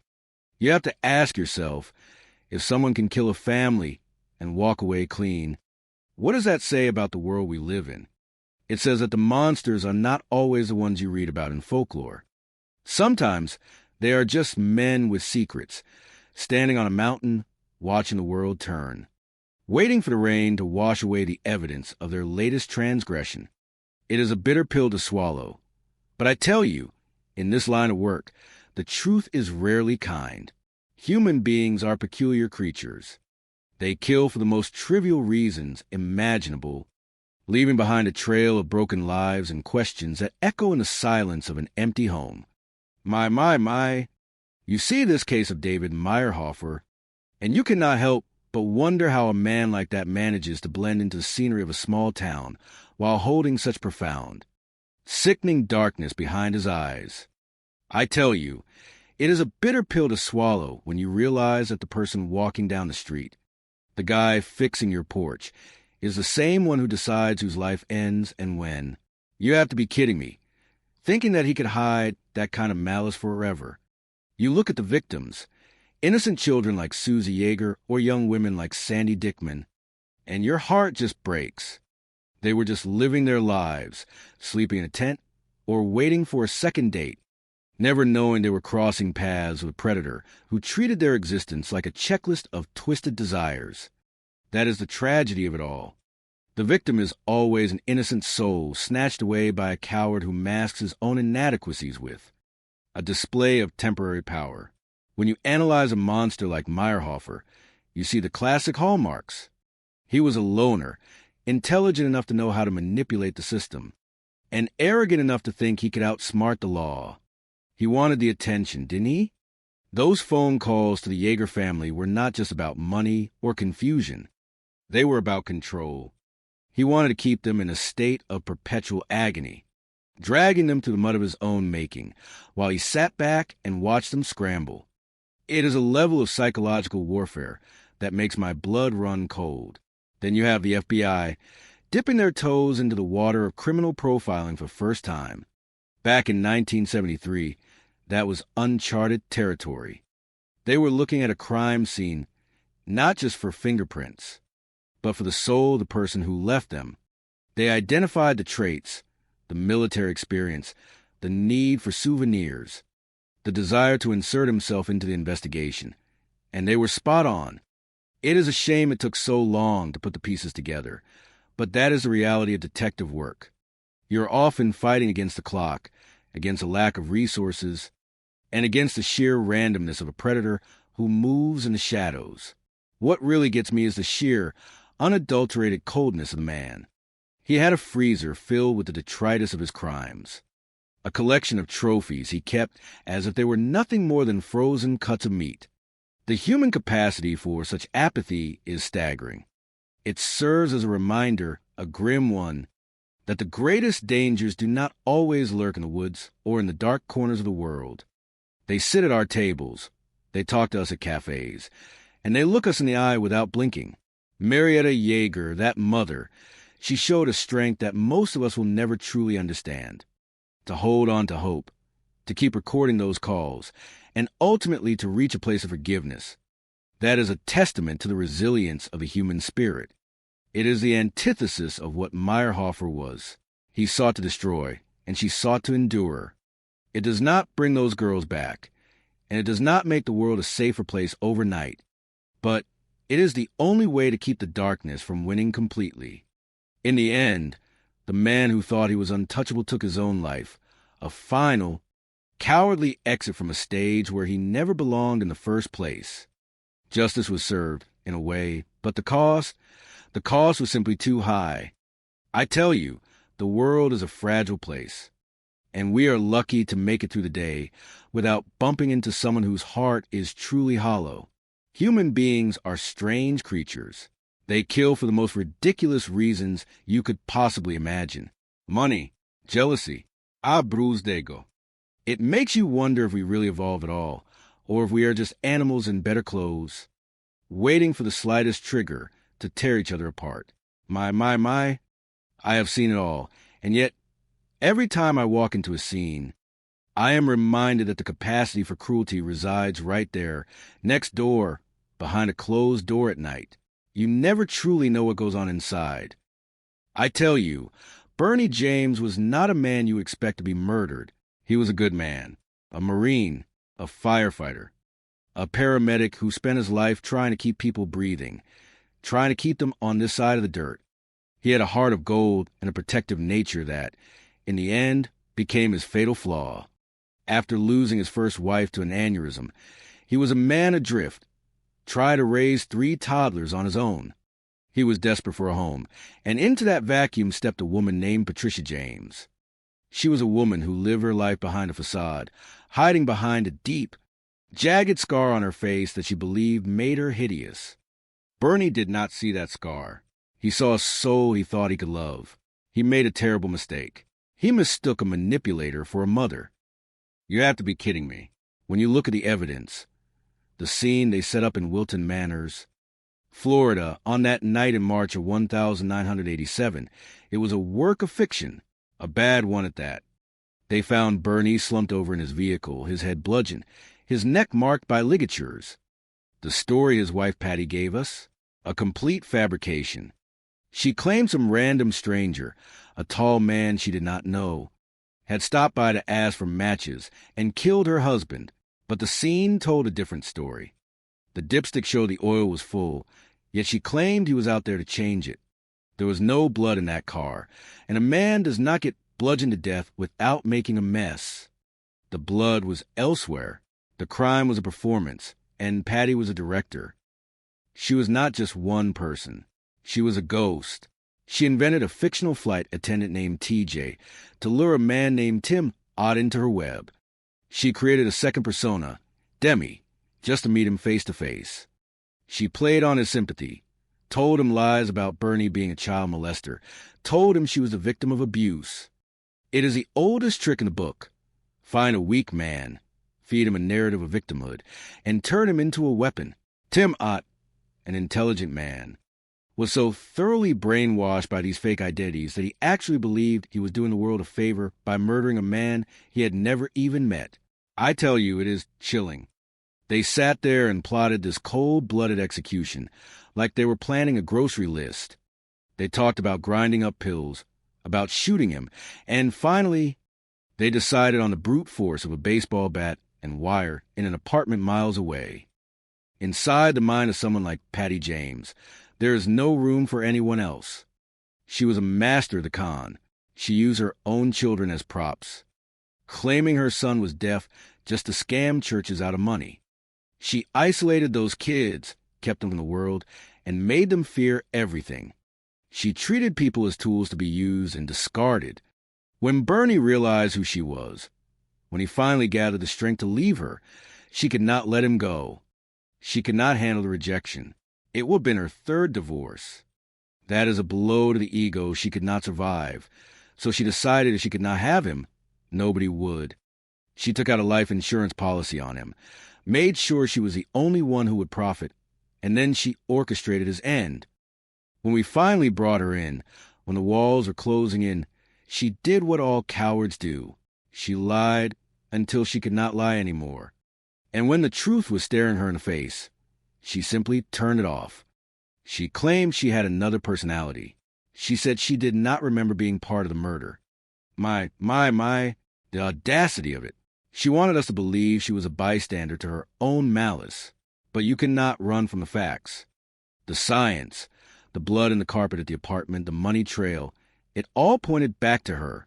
She was a hollow shell of a human being, a woman who traded in deception until she finally ran out of breath. Bernie James served his country. He served his community, and he tried to give his children a mother. He paid for that kindness with his life. It is a tragedy of the highest order, and it serves as a stark reminder. You look at the person across the table, you look at their eyes, and you pray you can tell the difference between a human being and a monster, because sometimes they look exactly the same.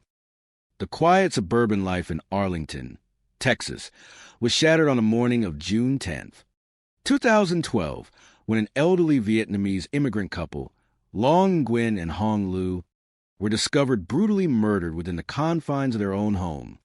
What began as a routine welfare check requested by their son-in-law, Chow Tran, rapidly descended into a harrowing investigation that would haunt veteran homicide detectives for years. Upon entering the residence, officers were met with a scene of absolute devastation. The victims had been hog-tied, their faces obscured by layers of duct tape, and left to perish in a bedroom closet.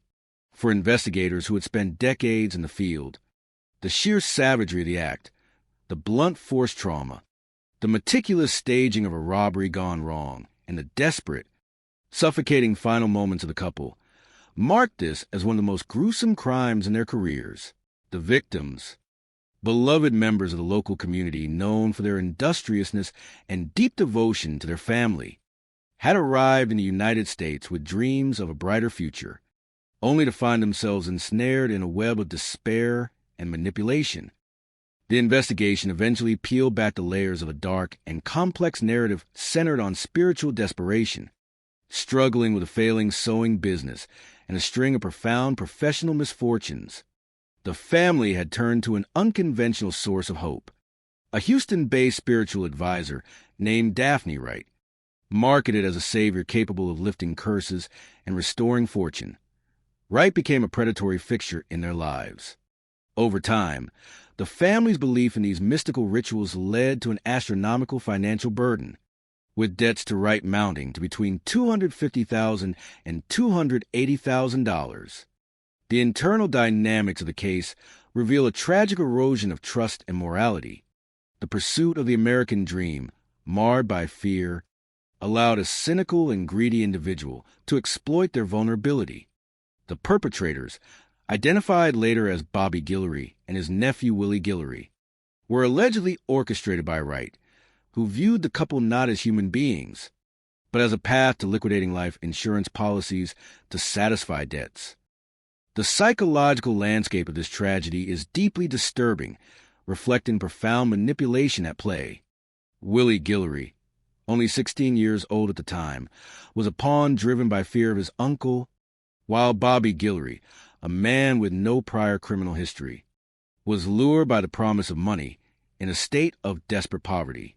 Conversely, the role of Chow Tran remains a subject of intense professional skepticism and moral unrest for the detectives. While Chow provided the testimony that helped secure a life sentence for Daphne Wright, his involvement, including the provision of the apartment key, suggests a man caught between the preservation of his own life and the destruction of those he claimed to love. For the investigators, the resolution of the case in 2019, resulting in a life sentence without parole for Daphne Wright, brought legal closure but little sense of justice regarding the full scope of culpability. The narrative serves as a stark reminder of the dangers of exploitation, the shadows that can loom behind closed doors, and the enduring pain left in the wake of such cold-blooded betrayal. Human beings are peculiar creatures. They kill for the most ridiculous, pathetic reasons you could ever imagine. They build a life, they share a bed, they raise children, and then, at the snap of a finger, they throw it all away because of vanity, debt, or a house full of exotic birds. My. You see, the worst kind of evil isn't the one that shouts. It is the one that sits across the dinner table from you, smiling, while it plots your exit from this world. I have spent a lifetime looking into the eyes of killers, and I can tell you, the motive is rarely as complex as they want you to believe. It usually boils down to something cold and ugly like greed.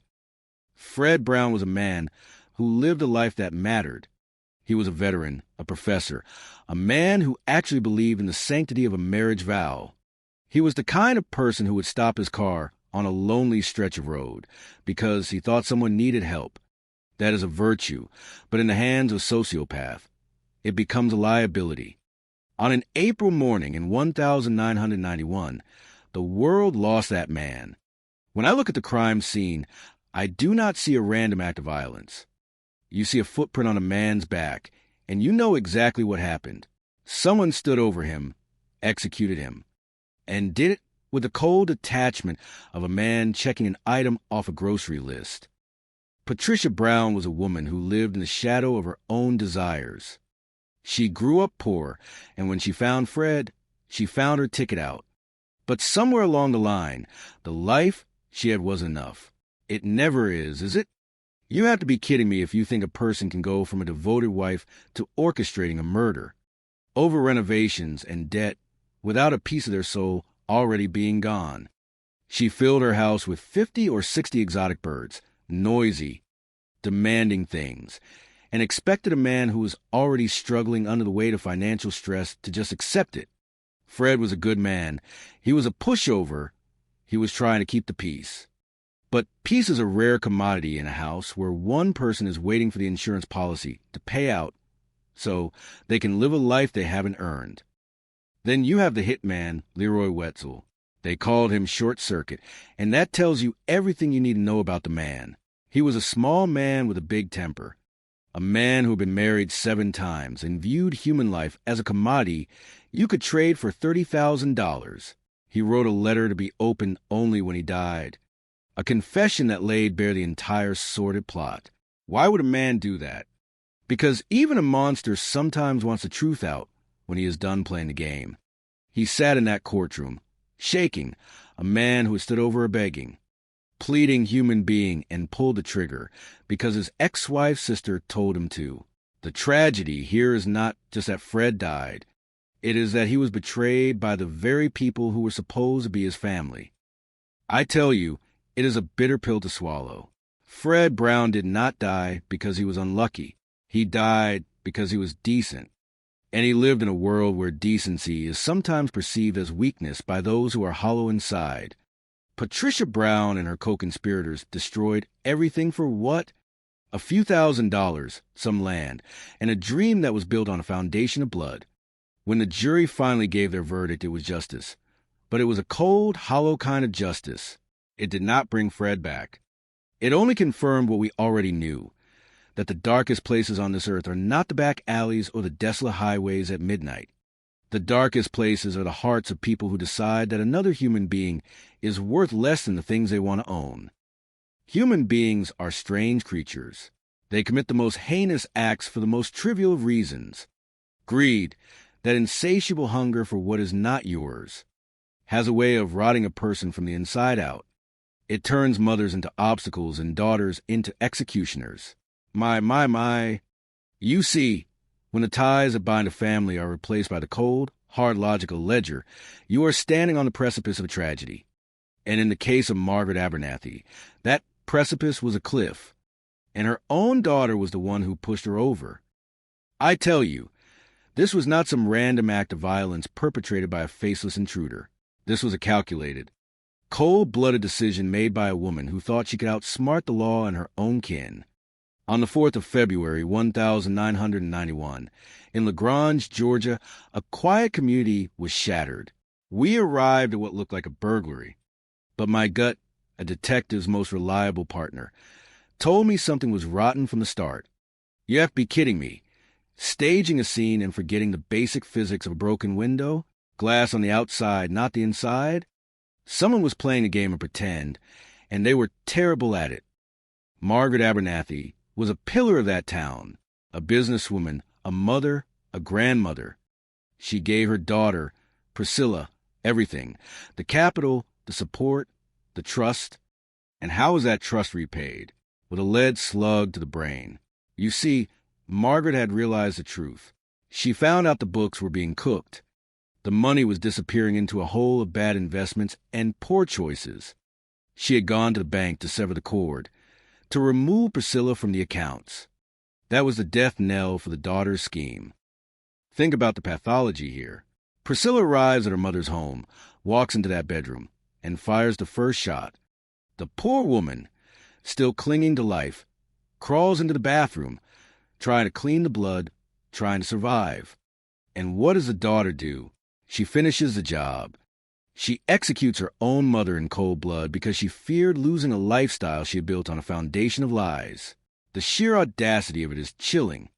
She then proceeds to stage a burglary, making sure to list all the things that ought to be missing, all while keeping her story so polished it smelled like a lie. I tell you, these suspects think they are the smartest people in the room. They give you way too much detail.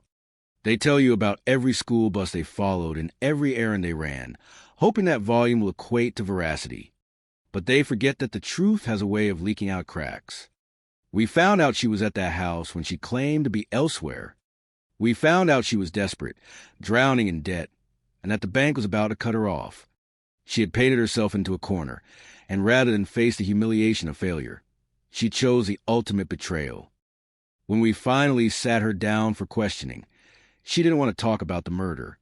She wanted to argue about bank accounts and the authority to sign checks.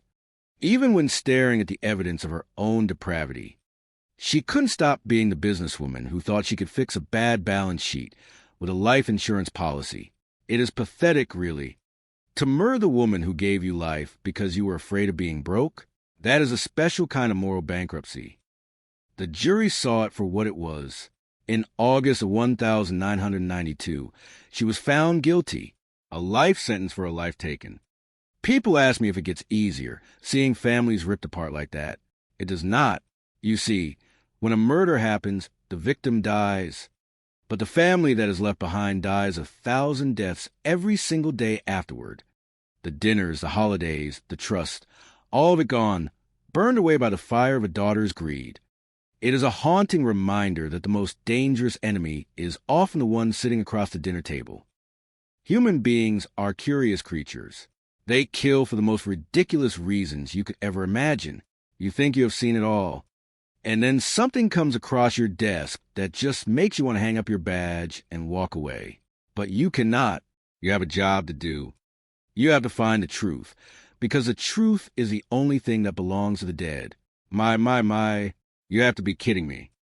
It was the 29th of September, 1988. The Prescott National Forest, a place where people went to ride dirt bikes and enjoy the sunshine, became the setting for a nightmare. A man out target shooting, just finishing his day, stumbled upon a fire pit. What he thought was a stick poking out of the charred remains was an arm, a human arm. You can imagine the look on his face when he realized what he was staring at. The Yavapai County Sheriff deputies arrived to find a body burned beyond recognition. It was brutal. It was demeaning. It was a horrific way to treat a human life. The victim was 19-year-old Pamela Pitts. She had been missing for 13 days. A bright, outgoing girl who just wanted to live her life. She had moved in with a roommate named Shelley Norgard, a girl who seemed to drift through life with a trail of broken connections behind her. When I look at a case like this, I look at the people closest to the victim. That is where you find the rot. The roommate, Shelley, was a piece of work. She had abandonment issues, a strict father, and a reputation for telling stories that did not quite add up. When the police talked to her, she had an alibi that sounded like a rehearsed script. But people who are telling the truth do not need scripts. Pamela had planned to move out. She had told her father she was ready to leave. She wanted a fresh start. And then she vanished. Her car was still there. Her purse was still there. Everything she owned was still there. People do not just walk away from their lives and leave their keys behind. Someone took that life from her, and they did it with a cold, calculated rage that makes my blood run cold. They suspected Shelley. They suspected a boyfriend. They even chased ghosts about satanic cults, a common, desperate distraction in those days, but the trail went cold. It stayed cold for years. Cold cases are a graveyard of hope. You run out of leads. You run out of time, and you run out of energy, but you never stop thinking about them.